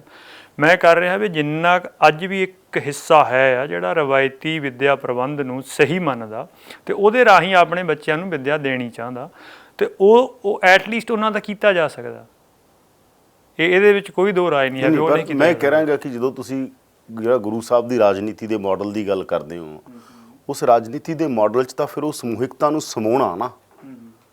ਇੱਥੇ 1000 ਲੋਕ ਰਵਾਇਤੀ ਪੜ੍ਹ ਲੈਣਗੇ, ਠੀਕ ਹੈਗਾ, ਉਹਦੇ 'ਚੋਂ 2-4 ਮੰਤੀਰ ਨਿਕਲੇ ਆਉਣਗੇ, ਪਰ ਗੱਲ ਤਾਂ ਇਹ ਹੈਗਾ ਕਿ ਕੀ ਫਿਰ ਓਵਰਆਲ ਫਰੇਮਵਰਕ, ਮਤਲਬ ਕਿ ਫਿਰ ਤੁਹਾਡੀ ਰਾਜਨੀਤੀ ਆ ਕੇ ਇੱਥੇ ਖੜ ਜਾਂਦੀ ਹੈਗੀ। ਓਵਰਆਲ ਫਰੇਮਵਰਕ ਤਾਂ ਮੈਂ ਤੁਹਾਨੂੰ ਪਹਿਲਾਂ ਦੁਆਰਾ ਕਹਿ ਰਿਹਾ ਵੀ ਜਿੰਨਾ ਟਾਈਮ ਤੱਕ ਜਿਹੜਾ ਜੇ ਮੈਂ ਸਿੱਧਾ ਪੁੱਛ ਲੈਣਾ ਤੁਹਾਡੇ ਤੋਂ, ਖਾਲਿਸਤਾਨ ਦਾ ਕਨਸੈਪਟ ਨੇਸ਼ਨ ਸਟੇਟ ਸੀਗਾ ਜਾਂ ਨੇਸ਼ਨ ਸਟੇਟ ਤੋਂ ਬਿਯੋਂਡ ਸੀਗਾ? ਤੁਸੀਂ ਅੱਜ ਉਹਨੂੰ ਠੀਕ ਮੰਨਦੇ ਹੋ ਜਾਂ ਗਲਤ ਮੰਨਦੇ ਹੋ? ਗੁਰੂ ਖਾਲਸਾ ਪੰਥ ਨੂੰ ਤੁਸੀਂ ਵੈਸਟਰਨ ਆਈਡੀਆ ਪਰਸਪੈਕਟਿਵ ਜਿਹੜਾ ਨੇਸ਼ਨ ਦਾ ਉਹਦੇ ਨਾਲ ਨਹੀਂ ਡਿਫਾਈਨ ਕਰ ਸਕਦੇ। ਪੰਥ ਬਹੁਤ ਵੱਡੀ ਚੀਜ਼ ਹੈ। ਹੁਣ ਕਿਉਂਕਿ ਅਸੀਂ ਵੈਸਟ ਦੇ ਰਾਹੀਂ ਪੜ੍ਹੇ ਹਾਂ ਸਾਰੇ, ਤਾਂ ਜਿੰਨੇ ਵੀ ਸਾਡੀ ਪੋਲੀਟੀਕਲ ਥਿਊਰੀ ਹੈ ਉਹ ਸਾਰੀ ਵੈਸਟ ਦੇ ਹਿਸਾਬ ਦੇ ਨਾਲ ਹੈ। ਉਹ ਅਸੀਂ ਪੰਥ ਨੂੰ ਕੱਟ ਘੜ ਕਰਕੇ ਨੇਸ਼ਨ ਦੇ ਸਾਂਚੇ 'ਚ ਫਸਾਉਣਾ ਚਾਹੁੰਦੇ ਹਾਂ। ਜਦੋਂ ਅਸੀਂ ਪੰਥ ਨੂੰ ਇੱਕ ਨੇਸ਼ਨ ਦੇ ਤੌਰ 'ਤੇ ਪੇਸ਼ ਕਰਦੇ ਹਾਂ, ਇਸੇ ਕਰਕੇ ਸਾਨੂੰ ਉਹਦੀ ਜਿਹੜਾ ਪੰਥ ਦਾ ਪੋਲੀਟੀਕਲ ਆਈਡੀਆ ਉਹ ਨੇਸ਼ਨ ਸਟੇਟ ਦਾ ਪੋਲੀਟੀਕਲ ਆਈਡੀਆ ਲੱਗਣ ਲੱਗ ਜਾਂਦਾ। ਇਹਦੇ ਵਿੱਚ ਹੀ ਸਮੱਸਿਆ ਹੈ। ਸਮੱਸਿਆ ਪੈਦਾ ਕਿਹਨੇ ਕੀਤੀ ਹੈ? ਓਵਰਆਲ ਜਨਰਲ ਤਾਂ ਇਹ ਜਿਹੜਾ ਵੈਸਟ ਦਾ ਸਾਰਾ ਆਈਡੀਆ ਸਾਡੇ ਆਪਣੇ ਸਾਰਿਆਂ ਦੇ ਭਾਰੂ ਰਿਹਾ। ਇਹ ਸਾਰਾ ਲੰਬਾ ਟਾਈਮ ਇੱਥੇ ਜਿਹੜਾ ਗਿਆਨ ਦਾ ਪ੍ਰਬੰਧ ਰਿਹਾ, ਜਿਸ ਗਿਆਨ ਦੇ ਪ੍ਰਬੰਧ ਦੇ ਵਿੱਚੋਂ ਵੱਖਰੇ ਵੱਖਰੇ ਸਾਰੇ ਇਹ ਸਿਸਟਮ ਨਿਕਲੇ ਨੇ, ਉਹਨੇ ਜਿਸ ਤਰੀਕੇ ਦੇ ਦਿਮਾਗ ਘੜੇ ਨੇ ਉਹਦੇ ਕਰਕੇ ਬਣਿਆ, ਇਹ ਮੈਂ ਮੰਨਦਾ। ਉਹਦੇ ਵਿੱਚ ਜਿੰਨੇ ਵੀ ਸਾਰੇ ਇਸ ਐਜੂਕੇਸ਼ਨ ਸਿੱਖਾਂ 'ਚੋਂ ਪੈਦਾ ਹੋਈ ਹੈ ਜਾਂ ਬਾਹਰੋਂ ਪੈਦਾ ਹੋਈ ਹੈ? ਨਹੀਂ, ਬਾਹਰੋਂ ਪੈਦਾ ਹੋਈ ਹੈ। ਜਿਹੜਾ ਸਿੱਖਾਂ ਦਾ ਅੱਜ ਵੀ ਰਵਾਇਤੀ ਹਿੱਸਾ ਹੈ, ਉਹ ਪੰਥ ਦੀ ਗੱਲ ਨੂੰ ਸਮਝਦਾ। ਉਹ ਚਾਹੇ ਕੌਨਸ਼ੀਅਸਲੀ ਨਹੀਂ ਸਮਝਦਾ ਹੋਵੇ, ਮੋਟੇ ਰੂਪ ਦੇ ਵਿੱਚ ਸਮਝਦਾ ਹੋਵੇ, ਉਹ ਪੰਥ ਵੱਖਰੀ ਚੀਜ਼ ਹੈ, ਉਹ ਸਮਝ ਜਾਂਦਾ। ਅੱਜ ਵੀ ਸਮਝਦਾ ਹੈ ਪੰਥ ਨੂੰ, ਪੰਥ ਦੀ ਵੱਡੀ ਗੱਲ ਨੂੰ। ਤਾਂ ਇਹ ਆਪਣੇ ਵੈਸਟ ਦੇ ਪੜ੍ਹੇ ਹੋਏ ਬੰਦਿਆਂ ਦੀ ਸਮੱਸਿਆ ਹੈ ਕਿ ਉਹ ਪੰਥ ਨੂੰ ਨੇਸ਼ਨ ਸਮਝ ਕੇ ਫਿਰ ਜੋ ਨੇਸ਼ਨ ਦਾ ਪੋਲੀਟੀਕਲ ਆਈਡੀਆ ਉਹਦੇ ਮੁਤਾਬਕ ਨੇਸ਼ਨ ਸਟੇਟ ਵਾਲੇ ਪਾਸੇ ਨੂੰ ਤੁਰ ਪਏ। ਇਹ ਜੋ ਮਤਲਬ ਆਪਾਂ ਸਰਦਾਰ ਕਪੂਰ ਸਿੰਘ ਤੋਂ ਤੁਰ ਪੈਂਦੇ ਹਾਂ। ਸਰਦਾਰ ਕਪੂਰ ਸਿੰਘ ਤੋਂ ਬਾਅਦ ਆਪਾਂ ਸਾਰੀ ਗੱਲ 47 ਤੋਂ ਲੈ ਕੇ ਵਾਇਆ 84, ਉਹ ਕਿਹੜੇ ਥਾਟ 'ਚ ਖੜੇ ਸੀ ਸਾਰੇ ਲੋਕ? ਉਸ ਉੱਥੇ ਜਿਸ ਥਾਟ ਨਾਲ ਡਿਸਾਈਡ ਹੋਣੀਆਂ ਚਾਹੀਦੀਆਂ ਚੀਜ਼ਾਂ ਤੁਹਾਨੂੰ ਲੱਗਦਾ ਹੋਈਆਂ, ਜਾਂ ਸਾਨੂੰ ਹਿਸਟਰੀ ਜਿਹੜੀ ਸਾਡੀ ਆ ਉਹਦੇ 'ਤੇ ਵੀ ਬਹੁਤ ਸਾਰਾ ਰੀਥਿੰਕ ਕਰਨ ਦੀ ਲੋੜ ਹੈਗੀ? ਨਹੀਂ, ਦੇਖੋ, ਐਨਾਲਿਸਿਸ ਤਾਂ ਮਹਾਰਾਜ ਕਹਿੰਦੇ ਵੀ ਬੰਦੇ ਖੋਜ ਦਿਲ ਹਰ ਰੋਜ਼ ਕਰਨਾ ਚਾਹੀਦਾ। ਇਹ ਰੋਜ਼ ਕਰਨ ਦੀ ਚੀਜ਼ ਹੈ। ਐਨਾਲਿਸਿਸ ਤਾਂ ਜੋ ਬੀਤਿਆ ਉਹਦਾ ਹੋਣਾ ਹੀ ਚਾਹੀਦਾ ਹੁੰਦਾ। ਤੋਂ ਪਰ ਮੈਨੂੰ ਜਿਹੜੀ ਇਹ ਗੱਲ ਲੱਗੀ ਕਿ ਪੰਥ ਦੀ ਜਿਹੜੀ ਸਭ ਤੋਂ ਸ਼ੁੱਧ ਧਾਰਾ ਹੈ, ਉਹਨੇ ਕਦੇ ਇਸ ਤਰੀਕੇ ਦੇ ਜੋ ਵੈਸਟ ਦਾ ਨੇਸ਼ਨ ਸਟੇਟ ਦਾ ਆਈਡੀਆ ਸੀਗਾ ਵੀ ਇਹ ਸਿਰਫ ਸਾਡੇ ਲਈ ਰਾਜ ਹੋਣਾ। ਮੇਰੇ ਖਿਆਲ ਦੇ ਵਿੱਚ ਜਿੰਨੇ ਵੀ ਸਟਰਗਲ ਵਾਲੇ ਬੰਦੇ ਆ, ਉਹਨਾਂ ਦੇ ਵਿੱਚ ਬਹੁਤ ਬੰਦੇ ਹੈਗੇ ਆ ਇੰਪੋਰਟੈਂਟ, ਜਿਨ੍ਹਾਂ ਨੇ 84 ਤੋਂ ਲੈ ਕੇ 94 ਤੱਕ ਲੜੀ ਆ। ਉਹਨਾਂ ਦੇ ਨਾਲ ਅਸੀਂ ਵਿਚਰੇ ਹਾਂ ਪਿਛਲੇ 15 ਸਾਲ ਤੋਂ। ਕਦੇ ਵੀ ਨਹੀਂ ਇੱਦਾਂ ਲੱਗਿਆ ਹੈ ਵੀ ਉਹ ਇਸ ਆਈਡੀਆ ਤੋਂ ਲੜੇ ਹੋਊਗੇ ਵੀ ਸਾਡਾ ਹੀ ਇਕੱਲਿਆਂ ਦਾ ਰਾਜ ਹੋਣਾ ਜਾਂ ਸਾਡੇ ਵਰਗਿਆਂ ਦਾ ਹੀ ਰਾਜ ਹੋਣਾ। ਇੱਦਾਂ ਤਾਂ ਕਦੇ ਵੀ ਨਹੀਂ ਕੋਈ ਲੜਿਆ। ਇਹ ਜਿਹੜੀ ਮੂਵਮੈਂਟ ਦੀ ਸਟਰਗਲ ਦੇ ਬਾਰੇ ਵੀ ਨਾ, ਦੇਖੋ, ਬੜੀ ਪਰਸੈਪਸ਼ਨ ਹੋਰ ਤਰ੍ਹਾਂ ਦੀ ਬਣ ਗਈ ਹੋਈ ਆ। ਹੁਣ ਤਾਂ ਇਕੱਲੇ ਨਾਅਰੇ ਲਾਉਣ ਵਾਲੇ ਨੂੰ ਹੀ ਸਟਰਗਲ ਮੰਨਣ ਲੱਗ ਗਏ ਆ, ਹੈ ਨਾ। ਮੈਂ ਇਹ ਦੇਖਿਆ ਕਿ ਜਿਹੜੇ ਅੱਜ ਬੰਦੇ ਮੂਵਮੈਂਟ 'ਚੋਂ ਬਚੇ ਆ, ਉਹਨਾਂ 'ਚੋਂ ਕਈ ਵਾਰ ਬਹੁਤੇ ਬੰਦਿਆਂ ਨੂੰ ਇਸ ਗੱਲ ਦਾ ਅਫਸੋਸ ਹੁੰਦਾ ਵੀ ਉਹ ਸ਼ਹੀਦ ਕਿਉਂ ਨਹੀਂ ਹੋਏ। ਵੱਡਾ ਹਿੱਸਾ ਆਪਦੀ ਸ਼ਹਾਦਤ ਲਈ ਅਰਦਾਸ ਕਰਦਾ ਸੀਗਾ। ਜਿਹੜਾ ਸਭ ਤੋਂ ਸ਼ੁੱਧ ਸਰੂਪ ਸੀਗਾ ਇਸ ਸਟਰਗਲ ਦਾ ਬੰਦਾ, ਉਹ ਗੁਰੂ ਦੇ ਪਿਆਰ ਦੇ ਵਿੱਚ, ਜੋ ਗੁਰੂ ਦਾ ਆਦਰਸ਼ ਹੈ ਸਰਬੱਤ ਦੇ ਭਲੇ ਦਾ, ਉਹਦੇ ਪਰਥਾਏ ਗੁਰੂ ਦੇ ਪਿਆਰ 'ਚ ਸ਼ਹੀਦ ਹੋਣ ਨਹੀਂ ਸਭ ਤੋਂ ਵੱਡੀ ਗੱਲ ਮੰਨਦਾ ਸੀਗਾ। ਅੱਛਾ, ਇੱਕ ਉਦੋਂ ਥੋੜ੍ਹਾ ਜਿਹਾ ਥੱਲੇ ਬੰਦੇ ਸੀਗੇ ਜਿਹੜੇ ਸ਼ਾਇਦ ਇਸ ਲੈਵਲ ਤੱਕ ਤੇ ਨਹੀਂ ਸੀਗੇ ਕਿ ਉਹਨਾਂ ਦੇ ਮਨ ਦੇ ਵਿੱਚ ਸ਼ਹਾਦਤ ਦਾ ਚਾਅ ਉਪਜਿਆ ਹੋਵੇ, ਬਟ ਉਹ ਗੁਰੂ ਦੇ ਆਈਡੀਆ ਅਨੁਸਾਰ ਹਲੇਮੀ ਰਾਜ ਜਾਂ ਬੇਗਮਪੁਰੇ ਵਾਲਾ ਨਿਆਂ ਵਾਲਾ ਸਮਾਜ ਸਿਰਜਣ ਦੇ ਲਈ ਸਟਰਗਲ ਸੀਗੇ। ਅੱਛਾ, ਇੱਕ ਉਦੋਂ ਵੀ ਥੱਲੇ ਸੀਗੇ ਜਿਹੜੇ ਕਹਿੰਦੇ ਸੀ ਘੱਟੋ ਘੱਟ ਵੀ ਚਲੋ ਜੇ ਸਾਡੇ ਕੋਲੋਂ ਹਲੇਮੀ ਰਾਜ ਨਹੀਂ ਵੀ ਸਿਰਜ ਹੁੰਦਾ ਤਾਂ ਘੱਟੋ ਘੱਟ ਜਿਹੜਾ ਹੋਣ ਵਾਲੀ ਸਟੇਟ ਹੈ ਇਹ ਇੰਨੀ ਜ਼ਿਆਦਾ ਜਰਵਾਣਾ ਰੂਪ ਧਾਰ ਚੁੱਕੀ ਹੈ, ਇਹਦੇ ਤੋਂ ਤਾਂ ਬਚੀਏ ਅਤੇ ਆਪਣਾ ਰਾਜ ਆਦਰਸ਼ ਨਾ ਵੀ ਹੋਏ ਅਤੇ ਘੱਟੋ ਘੱਟ ਇਸ ਗੁਲਾਮੀ 'ਚੋਂ ਨਿਕਲੀਏ। ਅੱਛਾ, ਇੱਕ ਹਿੱਸਾ ਸੀਗਾ ਵੀ ਜਿਹੜਾ ਕਿਉਂਕਿ ਇਹ ਨਾਅਰੇ ਦੇ ਉੱਤੇ ਲੋਕ ਸ਼ਹੀਦ ਹੋਏ, ਇਸ ਨਾਅਰੇ ਦੀ ਬਹੁਤ ਇੱਜ਼ਤ ਬਣ ਗਈ, ਅਤੇ ਉਸ ਗੱਲ ਕਰਕੇ ਜਿਹੜੀ ਪ੍ਰਚਲਿਤ ਨਿਜ਼ਾਮ ਹੈ ਉਹਦੇ ਵਿੱਚੋਂ ਉਹ ਕੋਈ ਪਾਵਰ ਦਾ ਇੱਕ ਸ਼ੇਅਰ ਲੈਣਾ ਚਾਹੁੰਦੇ ਸੀਗੇ, ਕੋਈ ਪੰਜਾਬ ਦੀ ਸੂਬੇਦਾਰੀ ਲੈਣਾ ਚਾਹੁੰਦੇ ਸੀਗੇ, ਕੋਈ MP MLA ਬਣਨਾ ਚਾਹੁੰਦੇ ਸੀਗੇ। ਉਹਨਾਂ 'ਚ ਵੀ ਕੁਛ ਨੇ ਇਹ ਨਾਅਰਾ ਅਪਣਾ ਲਿਆ ਸੀਗਾ, ਬਟ ਕਿਉਂਕਿ ਉਹ ਸਦਾ ਹੀ ਵੱਡਾ ਹਿੱਸਾ ਹੁੰਦਾ ਇੱਦਾਂ ਦਾ, ਲੋਕ ਹੁਣ ਉਹਨਾਂ ਦੇ ਹਿਸਾਬ ਦੇ ਨਾਲ ਸਾਰੀ ਮੂਵਮੈਂਟ ਨੂੰ ਇੰਟਰਪ੍ਰੇਟ ਕਰਨ ਲੱਗ ਗਏ। ਜਦ ਕਿ ਇਸ ਮੂਵਮੈਂਟ ਦੀ ਜਿਹੜੀ ਕੋਰ ਹੈ, ਸਭ ਤੋਂ ਸ਼ੁੱਧ ਧਾਰਾ ਹੈ, ਉਹ ਤਾਂ ਪਹਿਲੇ ਦੋ ਹਿੱਸੇ ਸੀਗੇ। ਜਾਂ ਤਾਂ ਉਹ ਗੁਰੂ ਦੇ ਪਿਆਰ 'ਚ ਸ਼ਹੀਦ ਹੋਣ ਲਈ ਲੜ ਰਹੇ ਸੀਗੇ, ਜਾਂ ਉਹ ਹਲੇਮੀ ਰਾਜ ਲਈ ਲੜ ਰਹੇ ਸੀਗੇ, ਜਿਹਦਾ ਬੁਨਿਆਦੀ ਨੁਕਤਾ ਗੁਰਮਤਿ ਦੇ ਹਿਸਾਬ ਨਾਲ ਸਰਬੱਤ ਦੇ ਭਲੇ ਤੋਂ ਕੋਈ ਦੂਜਾ ਹੋਰ ਹੋ ਨਹੀਂ ਸਕਦਾ ਹੈ। ਜਿਹੜੀ ਤੁਸੀਂ ਕਹਿੰਦੇ ਹੋ ਕਿ ਇੱਕ ਸ਼ੁੱਧ ਧਾਰਾ ਉਹ ਸੀਗੀ ਜਿਹੜੀ ਉਸ ਰਵਾਇਤ ਨੂੰ ਜਿਉਂਦਾ ਰੱਖਣਾ ਚਾਹੁੰਦੀ ਸੀਗੀ। ਦੂਜੇ ਪਾਸੇ ਮਾਸਟਰ ਤਾਰਾ ਸਿੰਘ ਤੋਂ ਲਾ ਕੇ ਸਾਡੀ ਮੇਨ ਸਟ੍ਰੀਮ ਲੀਡਰਸ਼ਿਪ ਵੀ ਸੀ, ਉਸ ਤੋਂ ਬਾਅਦ 84 ਦੇ ਅੰਦਰ ਉਹ ਲੀਡਰਸ਼ਿਪ ਸੀਗੀ। ਉਹ ਸ਼ੁੱਧ ਧਾਰਾ ਕਿਹੜੀ ਸੀਗੀ ਜਿਹੜੀ ਇਹ ਸੋਚ ਰਹੀ ਸੀਗੀ ਕਿ ਹਾਂ, ਉਹ ਕੌਣ ਸੀ? ਇਹ ਅਕਾਲੀ ਦਲ ਦੇ ਵਿੱਚ ਵੀ ਸਦਾ ਬਰਾਬਰ ਦੋ ਹਿੱਸੇ ਚੱਲਦੇ ਰਹੇ। 84 ਤੋਂ ਪਹਿਲਾਂ ਜਿਵੇਂ ਮੈਂ ਕੋਈ ਨਾਂ ਲੈ ਕੇ ਜੇ ਤੁਸੀਂ ਦੱਸੋ ਕਿਹੜੇ ਉਹ ਸ਼ੁੱਧ ਧਾਰਾ ਸੀ ਜਿਹੜੇ ਲੋਕ ਇਹ ਸੋਚਦੇ ਸੀਗੇ ਕਿ ਹਾਂ ਰਵਾਇਤ ਵੱਡੀ ਚੀਜ਼ ਹੈਗੀ, ਜਿਹੜੇ ਵੈਸਟ ਦੇ ਆਈਡੀਏ ਤੋਂ ਮੁਕਤ ਸੀਗੇ? ਅਕਾਲੀ ਦਲ ਦੇ ਵਿੱਚ ਸਦਾ ਹੀ ਜਿੰਨੇ ਵੀ ਤੁਸੀਂ ਸਟਰਗਲ ਦੇਖੋਗੇ ਉਹਦੇ ਵਿੱਚ ਸਿੱਖਾਂ ਦੀਆਂ ਜਿੰਨੀਆਂ ਸੰਪਰਦਾਵਾਂ ਹੈਗੀਆਂ ਉਹਨਾਂ ਦੀ ਸ਼ਮੂਲੀਅਤ ਗ੍ਰਿਫਤਾਰੀਆਂ ਸਟਰਗਲਾਂ ਦੇ ਵਿੱਚ ਸਦਾ ਬਹੁਤ ਸੀਗੀ। ਸ਼ੁਰੂ ਤੋਂ ਹੀ ਚਾਹੇ ਤੁਸੀਂ ਦੇਖ ਲਓ, ਚਾਹੇ ਉਸ ਗੁਰਦੁਆਰਾ ਸੁਧਾਰ ਲਹਿਰ ਦੇ ਵਿੱਚ ਸੰਤ ਅਤਰ ਸਿੰਘ ਹੁਣਾਂ ਵਰਗੇ ਬੰਦੇ, ਬਾਬਾ ਹਰਨਾਮ ਸਿੰਘ ਜਾਣ ਵਾਲੇ ਸੀਗੇ, ਉਸ ਵੇਲੇ ਦੀ ਮਿਸਲ ਸ਼ਹੀਦਾਂ ਸੀਗੀ, ਉਸ ਵੇਲੇ ਦਾ ਬੁੱਢਾ ਦਲ ਸੀਗਾ, ਹੋਤੀ ਮਰਦਾਨ ਸੰਪਰਦਾ ਸੀਗੀ, ਟਕਸਾਲ ਸੀਗੀ ਸੰਤ ਸੁੰਦਰ ਸਿੰਘ ਭਿੰਡਰਾਂ ਵਾਲੇ। ਉਸ ਤੋਂ ਬਾਅਦ ਇਹੀ ਸੰਪਰਦਾਵਾਂ ਲਗਾਤਾਰ ਬਾਬਾ ਹਰਨਾਮ ਸਿੰਘ ਹੁਣੀ ਚੜ੍ਹਾਈ ਕਰ ਗਏ, ਉਹਨਾਂ ਤੋਂ ਬਾਅਦ ਸੰਤ ਜਵਾਲਾ ਸਿੰਘ ਹਰਖੋਵਾਲ ਵਾਲੇ ਆ ਗਏ, ਸੰਤ ਸੁੰਦਰ ਸਿੰਘ ਹੁਣੀ ਚੱਲ ਗਏ, ਉਹਨਾਂ ਤੋਂ ਬਾਅਦ ਸਟਰਗਲ ਦੇ ਵਿੱਚ ਸੰਤ ਕਰਤਾਰ ਸਿੰਘ ਭਿੰਡਰਾਂ ਵਾਲੇ ਰਹੇ, ਜਿਹੜੇ ਸ਼ੁੱਧ ਪੰਥ ਦੇ ਮੁਤਾਬਕ ਇਸ ਗੱਲ ਨੂੰ ਚਲਾਉਣ ਦੇ ਹੱਕ 'ਚ ਸੀਗੇ। ਇਹ ਗੱਲ ਲਗਾਤਾਰ ਬਰਾਬਰ ਸਿੱਖਾਂ 'ਚ ਚੱਲਦੀ ਰਹੀ ਹੈ, ਲਗਾਤਾਰ ਬਰਾਬਰ। ਮਤਲਬ ਹੁਣ SGPC ਦਾ ਵੀ ਸੀਗਾ, SGPC ਦੇ ਇਸ ਵਿੱਚ ਨੈਰੇਟਿਵ ਨੇ ਡੋਮੀਨੇਟ ਕਿਉਂ ਨਹੀਂ ਕੀਤਾ ਫਿਰ? ਇਹਦੇ ਤੇ ਵਿਚਾਰ ਦਾ ਮਸਲਾ ਹੋ ਸਕਦਾ, ਬਟ ਹੁਣ ਮੈਂ ਜਿਹੜੀ ਗੱਲ ਪੂਰੀ ਕਰਨਾ ਚਾਹੁੰਦਾ ਸੀਗਾ ਕਿ ਸੰਤ ਅਤਰ ਸਿੰਘ ਉਹਨਾਂ ਦੇ ਜੀਵਨ ਦੇਖੋ ਤੁਸੀਂ, ਜਦੋਂ SGPC ਦਾ ਇਹ ਪ੍ਰਬੰਧ ਬਣ ਰਿਹਾ ਸੀਗਾ, ਉਹਨਾਂ ਦੀਆਂ ਲਿਖਤਾਂ ਅੱਜ ਵੀ ਮਿਲਦੀਆਂ। ਉਹਨਾਂ ਦਾ ਜੋ ਆਈਡੀਆ ਸੀਗਾ SGPC ਦਾ, ਉਹ ਇਹ ਵੋਟਾਂ ਰਾਹੀਂ ਚੁਣ ਕੇ ਆਉਣ ਵਾਲੀ ਜਾਂ ਹੋਰ ਇਹ ਸੀਗਾ ਨਹੀਂ, ਨਾ ਉਹਨਾਂ ਦਾ ਅਕਾਲੀ ਦਲ ਦਾ ਬਣਾਉਣ ਦਾ ਇਸ ਤਰ੍ਹਾਂ ਦਾ ਆਈਡੀਆ ਸੀਗਾ। ਉਹ ਤਾਂ ਰਵਾਇਤ ਮੁਤਾਬਕ ਕਹਿੰਦੇ ਸੀਗੇ ਕਿ ਤੁਸੀਂ ਆਪਣੇ ਜੋ 5 ਸਿੰਘ ਚੁਣੋ ਜਿਹੜੇ ਨਜ਼ਰਸਾਨੀ ਕਰਨ ਸਾਰੇ ਕਾਸੇ ਦੀ, ਅਤੇ ਇਹ ਤਨਖਾਹਦਾਰ ਬੰਦੇ ਰੱਖਣ ਦੀ ਬਜਾਏ ਫਸਟ ਪ੍ਰੈਫਰੈਂਸ ਦੇ ਵਿੱਚ ਜਿਹੜੇ ਨਿਸ਼ਕਾਮ ਸੇਵਕ ਹੈ SGPC ਤੁਸੀਂ ਉਹਨਾਂ ਨੂੰ ਲਓ। ਜਿੱਥੇ ਨਿਸ਼ਕਾਮ ਸੇਵਕ ਨਹੀਂ ਹੈਗੇ ਜਾਂ ਕਿਸੇ ਦੀ ਪਾਰਟੀਕੂਲਰ ਐਕਸਪਰਟਾਈਜ਼ ਚਾਹੀਦੀ ਹੈ ਜਿਹੜੀ ਆਮ ਸਿੱਖ 'ਚ ਨਹੀਂ ਹੁੰਦੀ, ਉੱਥੇ ਤੁਸੀਂ ਬੰਦੇ ਹਾਇਰ ਕਰੋ। ਅਤੇ ਇਹ ਲਿਖਤ ਉਹਨਾਂ ਦੀਆਂ ਸੁਜੈਸ਼ਨ ਮਿਲਦੇ ਜੋ ਪੰਥ ਦੀ ਟਰਡੀਸ਼ਨ ਰਹੀ ਹੈ। ਤਾਂ ਪੰਥ ਦੀ ਟਰਡੀਸ਼ਨ ਦੇ ਵਿੱਚ ਆਲੇ ਬੰਦੇ ਲਗਾਤਾਰ ਅਕਾਲੀ ਦਲ ਦੇ ਪੈਰਲਲ, ਜਿਹੜੇ ਅਕਾਲੀ ਦਲ ਨੂੰ 84 ਤੱਕ ਸਪੋਰਟ ਕਰਦੇ ਆਏ, ਸੰਤ ਜਰਨੈਲ ਸਿੰਘ ਹੋਣੀ ਸੀਗੇ, ਉਹ ਚਾਹੇ ਉਹ ਜਦੋਂ ਅਕਾਲੀ ਦਲ ਟਰਡੀਸ਼ਨ ਤੋਂ ਹਟ ਕੇ ਪਰੇ ਜਾਂਦਾ ਸੀਗਾ ਉਹ ਸਪੋਰਟ ਕਰਦੇ ਸੀਗੇ, ਬਟ 84 ਤੋਂ ਬਾਅਦ ਜਿਸ ਤਰੀਕੇ ਦਾ ਉਹਨਾਂ ਨੇ ਆਪਦੀ ਕਮਜ਼ੋਰੀ ਦਿਖਾਈ ਜਾਂ ਕਰੈਕਟਰ ਦਿਖਾਇਆ, ਉਦੋਂ ਬਾਅਦ ਫਿਰ ਉਸ ਧਾਰਾ ਨੇ ਬੜੀ ਵੱਖਰੀ ਲਾਈਨ ਫੜ ਲਈ। ਨਹੀਂ ਅਦਰਵਾਈਜ਼ ਅਕਾਲੀ ਦਲ ਨੇ ਦਿਖਾਇਆ, ਹਾਂ ਅਕਾਲੀ ਦਲ ਨੇ ਦਿਖਾਈ 84 ਮਰਜੀਵੜਿਆਂ ਦੇ ਰਜਿਸਟਰ ਲਾਏ ਤੋਂ ਜਿਸ ਤਰੀਕੇ ਦੇ ਨਾਲ ਹਮਲਾ ਹੋਇਆ, ਉਹਨਾਂ ਨੇ ਜੋ ਉਹਨਾਂ ਦਾ ਬਣਦਾ ਫਰਜ਼ ਸੀਗਾ ਨਹੀਂ ਡਿਫੈਂਡ ਕੀਤਾ। ਤਾਂ ਉਸ ਤੋਂ ਬਾਅਦ ਵੱਖਰਾ ਹੋਇਆ। ਉਦੋਂ ਪਹਿਲਾਂ ਅਕਾਲੀ ਦਲ ਦੇ ਹੀ ਫੋਲਡ ਦੇ ਵਿੱਚ ਜਾਂ ਜਿਹੜੀਆਂ ਇਹ ਸਾਰੀਆਂ ਸਿੱਖ ਸੰਪਰਦਾਵਾਂ ਸੀਗੀਆਂ, ਉਹ ਲਗਾਤਾਰ ਆਪਦੇ ਵਿੱਤ ਦੇ ਹਿਸਾਬ ਦੇ ਨਾਲ ਅਕਾਲੀ ਦਲ ਨੂੰ ਵੀ ਇਹ ਕਰਦੀਆਂ ਰਹੀਆਂ। ਈਵਨ ਅਕਾਲੀ ਦਲ ਦਾ ਸਰੂਪ ਵੀ ਇੱਦਾਂ ਦਾ ਨਹੀਂ ਸੀਗਾ ਜਿੱਦਾਂ ਦਾ ਹੁਣ ਆਪਾਂ ਦੇਖਦੇ ਹਾਂ। ਅਕਾਲੀ ਦਲ ਦੇ ਜਿਹੜੇ ਅਕਾਲੀ ਦਲ ਦਾ ਪ੍ਰਧਾਨ ਸੀਗਾ, ਜ਼ਿਲ੍ਹਾ ਜਥੇਦਾਰ, ਸਰਕਲ ਜਥੇਦਾਰ, ਉਹ ਇਸ ਸੂਬੇਦਾਰੀ ਵਾਲੀ ਪੋਲੀਟਿਕਸ 'ਚ ਇਲੈਕਸ਼ਨ ਨਹੀਂ ਲੜਦੇ ਸੀਗੇ, ਉਹ ਇਸ ਤੋਂ ਬਾਹਰ ਰਹਿੰਦੇ ਸੀਗੇ। ਜਿਹੜਾ ਪਾਰਲੀਮਾਨੀ ਦਲ ਸੀਗਾ ਉਹ ਵੱਖਰਾ ਸੀਗਾ।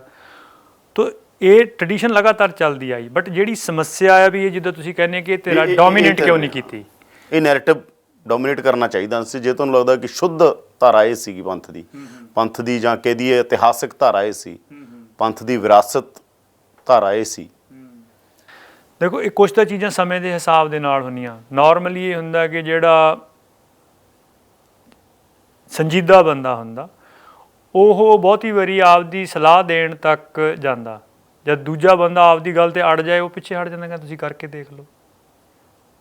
ਤੋ ਇਹ ਗੱਲ ਵੋਟ ਪੋਲੀਟਿਕਸ ਵਾਲੀ ਜਾਂ ਪੰਥ ਦੀ ਧਾਰਾ ਤੋਂ ਹਟਣ ਵਾਲੀ ਸਭ ਤੋਂ ਪਹਿਲਾਂ ਪ੍ਰੋਫੈਸਰ ਪੂਰਨ ਸਿੰਘ ਹੋਣਾ ਨੇ 1929-30 ਦੇ ਵਿੱਚ ਕੀਤੀਆਂ ਇਹ ਗੱਲਾਂ। ਬਟ ਕਿਉਂਕਿ ਉਦੋਂ ਸਾਰਿਆਂ ਨੂੰ ਅਜੇ ਇੱਕ ਹਿੱਸੇ ਨੂੰ ਜਿਹੜਾ ਗੁਰਦੁਆਰਾ ਸੁਧਾਰ ਰਾਹੀਂ ਅਕਾਲੀ ਦਲ ਦੇ ਵਿੱਚ ਜਾਂ ਸ਼੍ਰੋਮਣੀ ਕਮੇਟੀ 'ਚ ਆ ਗਿਆ ਸੀਗਾ, ਜਿਹੜਾ ਬਹੁਤਾ ਵੈਸਟਰਨ ਸਟਾਈਲ ਦੇ ਜਿਹੜੇ ਇਸ ਐਜੂਕੇਸ਼ਨ 'ਚ ਵੀ ਪ੍ਰਵਾਨ ਹੋ ਕੇ ਆਇਆ ਸੀਗਾ, ਅਕਾਲੀ ਦਲ 'ਚ ਉਹੀ ਸੀਗਾ ਵੱਡਾ ਹਿੱਸਾ। ਉਹਨਾਂ ਨੂੰ ਲੱਗਦਾ ਸੀਗਾ ਵੀ ਅਸੀਂ ਸ਼ਾਇਦ ਇਹਦੇ ਨਾਲ ਕੋਈ ਭਲਾ ਕਰ ਲਾਂਗੇ। ਉਹਨਾਂ ਜਿਹੜੇ ਰਵਾਇਤ ਵਾਲੇ ਬੰਦੇ ਹੁੰਦੇ ਆ ਉਹ ਬੜੇ ਸਬਜੈਕਟਿਵ ਮਾਈਂਡ ਵਾਲੇ ਹੁੰਦੇ ਆ, ਉਹ ਆਪਣੇ ਇਸ ਵੈਸਟਰਨ ਮਾਡਲ ਵਾਲੇ ਕਦੇ ਓਬਜੈਕਟਿਵ ਮਾਈਂਡ ਵਾਲੇ ਨਹੀਂ ਹੁੰਦੇ। ਉਹ ਕਹਿੰਦੇ ਠੀਕ ਹੈ ਤੁਸੀਂ ਕਰਕੇ ਦੇਖ ਲਓ, ਅਤੇ ਉਹਦਾ ਨਤੀਜਾ ਆਪਣੇ ਸਾਹਮਣੇ। ਹੁਣ ਆਪਾਂ ਨੂੰ ਦੁਬਾਰਾ ਉਹਨਾਂ ਗੱਲਾਂ 'ਤੇ ਆਉਣਾ ਪੈਣਾ ਜਿਹੜੀਆਂ ਆਪਣੀਆਂ ਅਸਲ ਸੀਗੀਆਂ, ਅਸਲ ਰਵਾਇਤ ਸੀਗੀਆਂ, ਉਹ 'ਤੇ ਆਉਣਾ ਪੈਣਾ। ਅਤੇ ਇਹ ਫੇਲ ਹੋਏ ਮਾਡਲ ਦੇ ਵਿੱਚੋਂ ਕਿਸੇ ਦਾ ਵੀ ਭਲਾ ਨਹੀਂ ਹੋਇਆ। ਕਿਹਨੂੰ ਲੈ ਕੇ ਕੋਈ ਬਹੁਤ ਬਹਿਸਾਂ ਚੱਲੀਆਂ ਨੇ ਲਿਖਤੀ ਤੌਰ 'ਤੇ ਜਾਂ ਨਹੀਂ? ਮੈਂ ਇਹ ਤਾਂ ਨਹੀਂ ਕਹਿੰਦਾ ਕਿ ਪੰਥ ਦੇ ਵਿੱਚ ਇਹਦੇ 'ਤੇ ਬਹੁਤ ਬਹਿਸਾਂ ਚੱਲੀਆਂ ਨੇ। ਜਿਹੜਾ ਸਿੱਖਾਂ ਦਾ ਹਰੇਕ ਕਮਿਊਨਿਟੀ ਦਾ ਜਾਂ ਕਿਸੇ ਵੀ ਇੱਕ ਰਿਲੀਜੀਅਸ ਸੋਸ਼ਲ ਗਰੁੱਪ ਦੇ ਆਪਦੇ ਇੱਕ ਟਰਡੀਸ਼ਨ, ਪਰੰਪਰਾ ਜਾਂ ਸੱਭਿਆਚਾਰਕ ਤਰੀਕੇ ਹੁੰਦੇ ਆ। ਸਿੱਖਾਂ ਦੇ ਵਿੱਚ ਬਹੁਤ ਸਾਰੀਆਂ ਗੱਲਾਂ ਕਦੇ ਵੀ ਬਹੁਤ ਜ਼ਿਆਦਾ ਓਬਜੈਕਟਿਵਲੀ, ਬਹੁਤ ਦਲੀਲ ਨਾਲ ਹੋਰ ਕਰਕੇ ਨਹੀਂ ਹੁੰਦੀਆਂ, ਉਹ ਵੈਸਟ ਦੇ ਵਿੱਚ ਹੁੰਦੀਆਂ ਨੇ। ਤਾਂ ਸਿੱਖਾਂ ਦੇ ਵਿੱਚ ਮੋਟੀ ਜਿਹੀ ਗੱਲ ਹੁੰਦੀ ਹੈ, ਉਹਦੇ ਤੋਂ ਜਿਹੜੀ ਗੱਲ ਸਹੀ ਸ਼ੁੱਧ ਰੂਪ 'ਚ ਤੁਸੀਂ ਕਰ ਰਹੇ ਹੋ ਤਾਂ ਸਿੱਖ ਫੜ ਜਾਂਦੇ ਨੇ ਉਸ ਗੱਲ ਨੂੰ, ਚਾਹੇ ਤੁਸੀਂ ਉਹਨਾਂ ਨੂੰ ਬਹੁਤ ਬਾਦਲੀਲ ਜਾਂ ਬਹੁਤ ਓਬਜੈਕਟਿਵਲੀ ਨਾ ਵੀ ਕਰੋ, ਸਿੱਖ ਸਹੀ ਗੱਲ ਨੂੰ ਫੜ ਲੈਂਦੇ ਨਾ। ਸੰਤ ਜਰਨੈਲ ਸਿੰਘ ਉਹਨਾਂ ਦੀ ਗੱਲ ਕੀਤੀ, ਉਹ ਬਹੁਤ ਉਹਨਾਂ ਨੇ ਕੋਈ ਪੋਲੀਟੀਕਲ ਆਈਡੀਆ ਤੇ ਨਹੀਂ ਡਿਸਕਸ ਕੀਤੇ, ਪਰ ਉਹਨਾਂ ਨੂੰ ਲੱਗਿਆ ਵੀ ਇਹ ਪੰਥਕ ਗੱਲ ਹੈਗੀ ਤੇ ਉਹਨਾਂ ਨੇ ਫੜ ਲਈ। ਜਾਂ ਖਾੜਕੂ ਮੂਵਮੈਂਟ ਵੇਲੇ ਵੀ ਇਹ ਰਿਹਾ। ਤਾਂ ਹੁਣ ਵੀ ਮੈਂ ਇਹ ਕਹਿਣਾ ਕਿ ਇਹ ਗੱਲ ਜਿਹੜੀ ਵੈਸਟ ਕਰਕੇ ਸਾਡੇ ਪ੍ਰੋਬਲਮਾਂ ਆਈਆਂ ਸੀਗੀਆਂ, ਉਹ ਜਿਸ ਸੈਕਸ਼ਨ ਦੇ ਵਿੱਚ ਯੂਥ ਦੇ ਵਿੱਚ ਡਿਸਕਸ ਹੋਣੀਆਂ ਚਾਹੀਦੀਆਂ ਉਹ ਹੋ ਰਹੀਆਂ ਨੇ, ਜਿੰਨੀਆਂ ਕੁ ਹੋਣੀਆਂ ਚਾਹੀਦੀਆਂ ਸਾਡੇ ਹਿਸਾਬ ਦੇ ਨਾਲ ਉਹ ਹੋ ਰਹੀਆਂ ਨੇ। ਉਹ ਨਵੇਂ ਹਿਸਾਬ ਦੇ ਆਉਣ ਵਾਲੇ ਕੁਝ ਸਾਲਾਂ ਦੇ ਵਿੱਚ ਤੁਸੀਂ ਉਹਦੇ ਅਸਰ ਦੇਖੋਗੇ। ਪਰ ਤੁਹਾਡੀਆਂ ਹੀ ਤਰ੍ਹਾਂ ਦੇ ਇੱਕ ਵਿਦਵਾਨ ਨੇ ਕਿਹਾ ਕਿ ਅਸਲ 'ਚ ਪੋਲੀਟੀਕਲ ਕਲਚਰ ਆ ਜਿਹਦੀ ਤੁਸੀਂ ਵੈਸਟ ਦੇ ਪੱਛਮ ਦੇ ਕਲਚਰ ਦੀ ਗੱਲ ਕਰਦੇ ਹੋ, ਉਹਦੇ 'ਚੋਂ ਹੀ ਮਾਡਰਨਿਟੀ ਜਨਮ ਲੈਂਦੀ, ਆਧੁਨਿਕਤਾ ਜਨਮ ਲੈਂਦੀ ਆ, ਅਤੇ ਆਧੁਨਿਕਤਾ ਨੂੰ ਸਵਾਲ ਲਾ ਕੇ ਉੱਤਰ ਆਧੁਨਿਕਤਾ ਕਰਦੀ ਹੈ। ਪੋਸਟ ਮਾਡਰਨਿਜ਼ਮ ਦਾ ਕਨਸੈਪਟ ਪੈਦਾ ਹੁੰਦਾ ਦੁਨੀਆ 'ਚ। ਉਹ ਕਹਿੰਦੇ ਜਿਹੜੀਆਂ ਸਾਰੀਆਂ ਸੰਸਥਾਵਾਂ ਸਿੱਖਾਂ ਦੀਆਂ ਵੀ ਫੈਡਰੇਸ਼ਨਾਂ ਚਾਹੇ ਜਾਂ ਹੋਰ ਨੇ, ਇਹ ਵੀ ਤਾਂ ਸਾਰਿਆਂ ਦਾ ਪੋਲੀਟੀਕਲ ਕਲਚਰ ਉਹੀ ਰਿਹਾ। ਨਹੀਂ, ਮੈਂ ਤਾਂ ਮੰਨਦਾ ਵੀ ਬਿਲਕੁਲ ਉਹ ਰਿਹਾ ਸੀਗਾ। ਤੁਸੀਂ ਕਹਿੰਦੇ ਹੋ ਨਹੀਂ, ਉਹਦੇ 'ਚ ਧਾਰਾਵਾਂ ਚੱਲਦੀਆਂ ਰਹੀਆਂ ਨੇ। ਨਹੀਂ, ਮੈਂ ਕਹਿੰਦਾ ਵੀ ਜਿਹੜਾ ਸਾਡਾ ਬੀਜ ਰੂਪ ਦੇ ਵਿੱਚ ਅਸੀਂ ਬੇਸ਼ੱਕ ਸਿੱਖ ਜੋ ਆਈਡੀਆ ਉੱਤੇ ਖੜੇ ਸੀਗੇ, ਜਿਹੜਾ ਸਾਡਾ ਜਥੇਬੰਦ ਹੋਣ ਦਾ ਤਰੀਕਾ ਸੀਗਾ ਉਹ ਵੈਸਟ ਤੋਂ ਪ੍ਰਭਾਵਿਤ ਸੀਗਾ। ਜਿਸ ਤਰੀਕੇ ਦੇ ਨਾਲ ਸਾਡੀ ਸਮਝ ਡਿਵੈਲਪ ਹੋਈ ਹੈ, ਸਾਨੂੰ ਪਤਾ ਲੱਗਿਆ ਕਿ ਇਸ ਸਿਸਟਮ ਦੇ ਵਿੱਚ ਪ੍ਰੋਬਲਮਾਂ ਨੇ, ਅਸੀਂ ਛੱਡ ਦਿੱਤਾ। ਉਹ ਇਵੋਲਵ ਹੋਏ ਹੈ ਔਰ ਸਿੱਖ ਪਰੰਪਰਾ ਦੇ ਅਨੁਸਾਰ ਇਵੋਲਵ ਹੋਏ ਹੈ। ਉਹ ਛੱਡ ਕੇ ਇੱਧਰ ਨੂੰ ਆਏ ਹੈ, ਉਹ ਐਕਸਪੀਰੀਅੰਸ ਕਰਕੇ ਇੱਧਰ ਨੂੰ ਆਏ। ਫੈਡਰੇਸ਼ਨ ਇਸੇ ਕਰਕੇ ਭੰਗ ਕੀਤੀ। ਬਿਲਕੁਲ। ਫੈਡਰੇਸ਼ਨ ਹਾਲਾਂਕਿ 2007 ਦੇ ਵਿੱਚ ਜਿਸ ਵੇਲੇ ਮੈਂ ਪ੍ਰਧਾਨ ਰਿਹਾ ਉਦੋਂ 60 ਯੂਨਿਟ ਸੀਗੇ, 40 ਤਾਂ ਫਾਰਮਲੀ ਅਨਾਊਂਸ ਸੀਗੇ, 20 ਸੀਗੇ ਜਿੱਥੇ ਕੋਈ ਮੈਨੇਜਮੈਂਟਰੀ ਪ੍ਰੋਬਲਮ ਸੀ ਅਨਾਊਂਸ ਨਹੀਂ ਕਰ ਸਕਦੇ ਸੀਗੇ, ਬਟ ਸਾਡੇ ਫੈਡਰੇਸ਼ਨ ਵੀ ਇੱਕ ਵੈਸਟ ਦੇ ਆਈਡੀਆ ਤੇ ਬਣੀ ਹੋਈ ਸੀਗੀ। ਬਿਲਕੁਲ। ਉਹਦਾ ਜਿਹੜਾ ਜਥੇਬੰਦਕ ਸਟਰਕਚਰ, ਜਿਹੜਾ ਉਹਦਾ ਆਈਡੀਆ ਸੀਗਾ, ਜਿਸ ਗੱਲ ਨੂੰ ਅਸੀਂ ਲੈ ਕੇ ਜਾ ਰਹੇ ਸੀਗੇ, ਉਹਦੇ ਵਿੱਚ ਮੈਂ ਤੁਹਾਨੂੰ ਕਿਹਾ ਪਹਿਲਾਂ ਵੀ ਉਹ 'ਚ ਸਾਨੂੰ ਕਦੇ ਡਾਊਟ ਨਹੀਂ ਸੀਗੀ। ਉਹ ਅੱਜ ਵੀ ਸਾਨੂੰ ਸਹੀ ਲੱਗਦਾ ਕਿ ਉਹ ਉਦੋਂ ਵੀ ਅਸੀਂ ਜੋ ਸਿੱਖੀ ਦੇ ਦਾਇਰੇ ਦੀ ਗੱਲ ਸੀਗੀ, ਚਾਹੇ ਉਹ ਸਮਾਜ ਪ੍ਰਤੀ ਹੋਵੇ, ਚਾਹੇ ਉਹ ਰਾਜਨੀਤੀ ਪ੍ਰਤੀ ਹੋਵੇ, ਉਹ ਅਸੀਂ ਸਰਬੱਤ ਭਲੇ ਦੀ ਗੱਲ ਕਰਦੇ ਸੀਗੇ। ਫਿਰ ਜਥੇਬੰਦ ਹੋਣ ਦਾ ਵੈਸੇ ਤਰੀਕਾ ਕੀ ਹੋਊਗਾ? ਜਥੇਬੰਦ ਹੋਣ ਦਾ ਸਿੱਖਾਂ ਦਾ ਬੜਾ ਸਿੰਪਲ ਤਰੀਕਾ ਸੀਗਾ। ਸਿੱਖਾਂ ਦੇ ਵਿੱਚ ਬਹੁਤ ਸਧਾਰਨ ਰੂਪ ਦੇ ਵਿੱਚ, ਸੰਗਤੀ ਰੂਪ ਦੇ ਵਿੱਚ ਤੁਸੀਂ ਚੱਲ ਰਹੇ ਹੈ, ਕਿਸੇ ਇੱਕ ਨੁਕਤੇ 'ਤੇ, ਕਿਸੇ ਇੱਕ ਮੁੱਦੇ ਦੇ ਉੱਤੇ ਤੁਸੀਂ ਡਿਸੀਜਨ ਕਰਨਾ, ਤਾਂ ਉਹਦੇ ਵਿੱਚ ਇੱਕ ਸਾਂਝੀ ਲੀਡਰਸ਼ਿਪ ਹੁੰਦੀ ਹੈ ਜਿਹਨੂੰ ਆਪਾਂ ਪੰਜ ਪ੍ਰਧਾਨੀ ਪ੍ਰਣਾਲੀ ਕਹਿੰਦੇ ਹਾਂ। ਤਾਂ ਜਿਹੜੀ ਡਿਸੀਜਨ ਮੇਕਿੰਗ ਹੈਗੀ ਆ ਉਹਦੇ ਵਿੱਚੋਂ ਤੁਸੀਂ ਪੰਜਾਂ ਰਾਹੀਂ ਕਰ ਲੈਂਦੇ ਆ। ਉਹਨੂੰ ਜਿਹੜੀ ਇੰਪਲੀਮੈਂਟੇਸ਼ਨ ਉਹਦੀ ਹੋਣੀ ਹੈ, ਇੰਪਲੀਮੈਂਟੇਸ਼ਨ ਸਮਰੱਥਾ ਦੇ ਅਨੁਸਾਰ ਹੁੰਦੀ ਹੈ। ਹੋ ਸਕਦਾ ਡਿਸੀਜਨ ਕਰਨ ਵਾਲੇ 5 ਬੰਦੇ ਹੋਰ ਹੋਣ, ਉਹਨੂੰ ਇੰਪਲੀਮੈਂਟ ਕਰਨ ਵਾਲੇ 15 ਬੰਦੇ ਹੋਰ ਹੋਣ, ਜਿਹੜਾ ਨਾਰਮਲ ਪੋਲੀਟੀਕਲ ਕਲਚਰ ਤੋਂ ਵੱਖਰੀ ਗੱਲ ਹੈ। ਕਿਉਂਕਿ ਨਾਰਮਲ ਪੋਲੀਟੀਕਲ ਕਲਚਰ ਦੇ ਵਿੱਚ ਇੱਕ ਲੀਡਰ ਹੁੰਦਾ, ਉਹ ਆਪਣੀ ਸਮਰੱਥਾ, ਆਪਣੀ ਸਮਝ, ਆਪਣੇ ਇੰਟਰਸਟ ਦੇ ਮੁਤਾਬਕ ਡਿਸੀਜਨ ਕਰਦਾ ਅਤੇ ਆਪ ਹੀ ਉਹਨੂੰ ਇੰਪਲੀਮੈਂਟ ਕਰਦਾ। ਸਿੱਖਾਂ 'ਚ ਇੱਦਾਂ ਨਹੀਂ ਸੀਗੀ। ਸਿੱਖਾਂ ਦੇ ਵਿੱਚ ਜਦੋਂ ਗੁਰਮਤਾ ਹੁੰਦਾ ਸੀਗਾ, ਗੁਰਮਤੇ ਦੇ ਵਿੱਚ ਸਿੰਘ ਅਕਾਲ ਤਖਤ ਸਾਹਿਬ 'ਤੇ ਇਕੱਠੇ ਹੁੰਦੇ ਸੀਗੇ, ਤੋਂ ਮੌਕੇ 'ਤੇ ਹੀ 5 ਸਿੰਘ ਚੁਣੇ ਜਾਂਦੇ ਸੀਗੇ। ਤੁਸੀਂ ਕਦੇ ਵੀ ਕਿਸੇ ਗੁਰਮਤੇ ਦੇ ਵਿੱਚ ਕਦੇ ਵੀ ਨਹੀਂ ਇਹ ਪੜ੍ਹੋਗੇ ਕਿ ਕਿਹੜੇ ਗੁਰਮਤੇ ਵੇਲੇ ਕਿਹੜੇ 5 ਸਿੰਘ ਸੀ, ਉਹਦਾ ਨਾਂ ਨਹੀਂ ਹੋਊਗੇ ਕਦੇ ਵੀ, ਕਿਉਂਕਿ ਉਹ ਸੰਗਤ ਦਾ ਹੀ ਰੂਪ ਬਣ ਜਾਂਦੇ ਸੀਗੇ।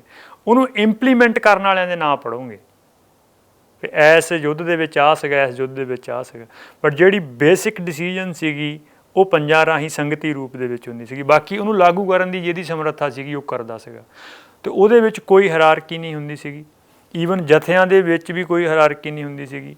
ਜਿਹੜਾ ਜਥੇਦਾਰ ਹੁੰਦਾ ਸੀਗਾ ਉਹ ਡਿਕਟੇਟਰ ਦੇ ਰੂਪ ਦੇ ਵਿੱਚ ਨਹੀਂ ਸੀਗਾ ਕਦੇ ਵੀ ਸਿੱਖਾਂ 'ਚ ਰਿਹਾ, ਉਹ ਕਨਵੀਨਰ ਹੀ ਹੁੰਦਾ ਸੀਗਾ। ਜਥੇ ਨੇ ਵੀ, ਕਿਸੇ ਸਿੰਪਲ ਛੋਟੇ ਜਥੇ ਨੇ ਵੀ ਇੱਕ ਫੈਸਲਾ ਕਰਨਾ, ਤਾਂ ਜਿੰਨੇ ਵੀ ਜਥੇ ਦੇ ਵੱਖ-ਵੱਖ ਹਿੱਸੇ ਹੈਗੇ ਆ ਉਹ ਸਾਰੇ 5 ਸਿੰਘ ਰਲ ਕੇ ਫੈਸਲਾ ਕਰਦੇ ਸੀਗੇ। ਮਤਲਬ ਜਥਿਆਂ ਦੇ ਵਿੱਚ ਜਿਹੜੇ ਦਲਾਂ ਦੇ ਜਥੇ ਸੀਗੇ, ਉਹਦੇ ਵਿੱਚ ਇੱਕ ਗੁਰੂ ਗ੍ਰੰਥੀ ਸਿੰਘ ਹੁੰਦਾ ਸੀਗਾ, ਇੱਕ ਸ਼ਾਸਤਰ ਵਿੱਦਿਆ ਦਾ ਉਸਤਾਦ ਹੁੰਦਾ ਸੀਗਾ, ਇੱਕ ਲਾਂਗਰੀ ਹੁੰਦਾ ਸੀਗਾ, ਅਤੇ ਇੱਕ ਘੋੜਿਆਂ ਦਾ ਇੰਚਾਰਜ ਹੁੰਦਾ ਸੀਗਾ। ਇਹੀ 5 ਡਿਪਾਰਟਮੈਂਟ ਹੁੰਦੇ ਸੀਗੇ, ਅਤੇ ਉਹ 5 ਚੋਂ ਇੱਕ ਬੰਦਾ ਲੈ ਕੇ ਅਤੇ ਨਾਲ ਜਥੇਦਾਰ ਰਲ ਕੇ 5 ਸਿੰਘ ਹੀ ਫੈਸਲਾ ਲੈਂਦੇ ਸੀ, ਇਕੱਲਾ ਨਾ ਲੈ ਸਕਦਾ। ਸਿੱਖਾਂ ਦੇ ਵਿੱਚ ਤਾਂ ਇਹ ਜਿਹੜੀਆਂ ਪਰੰਪਰਾਵਾਦੀ ਹੈਗੇ ਜਥੇ, ਉਹਨਾਂ ਵਿੱਚ ਇਹ ਟਰਡੀਸ਼ਨ ਸੀਗੀ, ਕੋਈ ਜਥੇਦਾਰ ਕਿਤੇ ਵੀ ਇਕੱਲਾ ਨਹੀਂ ਜਾ ਸਕਦਾ ਹੈ, ਕਿਤੇ ਨੂੰ ਵੀ ਇਕੱਲਾ ਨਹੀਂ ਮਿਲ ਸਕਦਾ ਹੈ। ਮਤਲਬ ਸੰਤ ਜਰਨੈਲ ਸਿੰਘ ਹੋਣਾ ਦੀ ਆਪਾਂ ਗੱਲ ਕਰਦੇ ਹੁਣ, ਜਿਸ ਦਿਨ ਸੰਤ ਜਰਨੈਲ ਸਿੰਘ ਹੋਣਾ ਦੀ ਦਸਤਾਰਬੰਦੀ ਹੋ ਗਈ, ਉਸ ਦਿਨ ਤੋਂ ਬਾਅਦ ਉਹ ਕਿਸੇ ਨੂੰ ਵੀ ਇਕੱਲਾ ਨਹੀਂ ਮਿਲੇ ਹੋਊਗੇ, ਨਾਲ ਸਿੰਘ ਹੋਊਗੇ ਜ਼ਰੂਰ। ਕਿਸੇ ਨੂੰ ਦਿਖਾ ਦੇਵੇ ਉਹ ਕਿਤੇ ਨੂੰ ਇਕੱਲੇ ਮਿਲੇ ਹੋਣ, ਵੀ ਗੱਲਬਾਤ ਵੀ ਇਕੱਲੇ ਨਹੀਂ ਕਰ ਸਕਦੇ ਹੈ, ਸਾਂਝੀ ਡਿਸੀਜਨ ਮੇਕਿੰਗ ਹੋਣੀ ਹੈ। ਤਾਂ ਸਿੱਖਾਂ ਦੀ ਇਹ ਜਿਹੜੀ ਰਵਾਇਤੀ ਟਰਡੀਸ਼ਨ ਹੈਗੀ ਹੈ, ਉਹਦੇ ਹਿਸਾਬ ਦੇ ਨਾਲ ਅਸੀਂ ਟਰਾਈ ਕਰ ਰਹੇ ਹਾਂ ਕਿ ਉਸ ਤਰੀਕੇ ਦੇ ਨਾਲ ਜਥੇ ਬਿਲਡ ਹੋਣੇ ਚਾਹੀਦੇ। ਉੱਥੋਂ ਵੀ ਸ਼ੁਰੂ ਹੋ ਗਿਆ ਸੀਗਾ? ਤੁਸੀਂ ਕਹਿੰਦੇ ਵੈਸਟ 'ਤੇ ਬਹੁਤ ਲੇਟ ਆਉਂਦਾ, ਜਾਂ ਆਈਡੀਆਜ਼ ਵੈਸਟ ਦੇ ਹਾਲਾਂਕਿ ਪਹਿਲੇ ਮਿਸ਼ਨਰੀ ਆਉਣ ਲੱਗ ਗਈ ਸੀ, ਬਹੁਤ ਸਾਰਾ ਕੁਝ ਸੀਗਾ, ਪਰ ਮਹਾਰਾਜਾ ਰਣਜੀਤ ਸਿੰਘ ਦੇ ਬਾਰੇ ਇਹ ਕਿਹਾ ਜਾਂਦਾ ਕਿ ਮਹਾਰਾਜਾ ਰਣਜੀਤ ਸਿੰਘ ਦੇ ਰਾਜ 'ਚ ਜਿਵੇਂ ਖਾਲਸੇ ਦਾ ਰਾਜ ਇੱਕ, ਪਰ ਉਹਦੇ 'ਚ ਰਾਜ ਅੱਗੇ ਐਕਸਟੈਂਸ਼ਨ ਹੋਣਾ ਸੀ ਆਪਦੇ ਪਰਿਵਾਰ ਦੇ ਅੰਦਰ, ਕਿ ਉੱਥੋਂ ਸ਼ੁਰੂਆਤ ਹੋ ਗਈ ਸੀ। ਹਾਂ, ਮਹਾਰਾਜੇ ਵੇਲੇ ਹੋ ਗਈ ਸੀ। ਦੇਖੋ ਇਹ ਫਿਰ ਗਲਤੀ ਸੀ ਮਹਾਰਾਜ ਜੀ ਜਾਂ ਵੈਸਟ ਦਾ ਪ੍ਰਭਾਵ ਸੀ, ਕੀ ਕਹੋਗੇ ਇਹਨੂੰ ਫਿਰ? ਦੇਖੋ ਵੈਸਟ ਦੇ ਵਿੱਚ ਵੈਸਟ ਦਾ ਪ੍ਰਭਾਵ, ਖਾਲਸਾ ਰਾਜ ਮਿਸਲਾਂ ਜਦੋਂ ਆ ਕੇ ਮਿਲਦੀਆਂ ਨੇ, ਖਾਲਸਾ ਰਾਜ ਬਣ ਜਾਂਦਾ। ਖਾਲਸਾ ਰਾਜ ਅੱਗੇ ਚੱਲਣ ਦੀ ਥਾਂ ਉੱਥੋਂ ਫਿਰ ਪਰਿਵਾਰ ਚੋਂ ਹੀ ਅੱਗੇ ਜਾਣ ਦੀ ਗੱਲ ਹੁੰਦੀ ਹੈ, ਉੱਥੇ ਖਾਲਸਾ ਰਾਜ ਦਾ ਅੰਤ ਹੋ ਜਾਂਦਾ। ਖਾਲਸਾ ਰਾਜ ਦਾ ਆਧਾਰ ਜਿਹੜਾ ਸਿੱਖਾਂ ਦਾ ਹਲੇਮੀ ਰਾਜ ਹੈ, ਉਹਦਾ ਆਧਾਰ ਖਾਲਸਾ ਜੀ ਦਾ ਬੋਲਬਾਲਾ।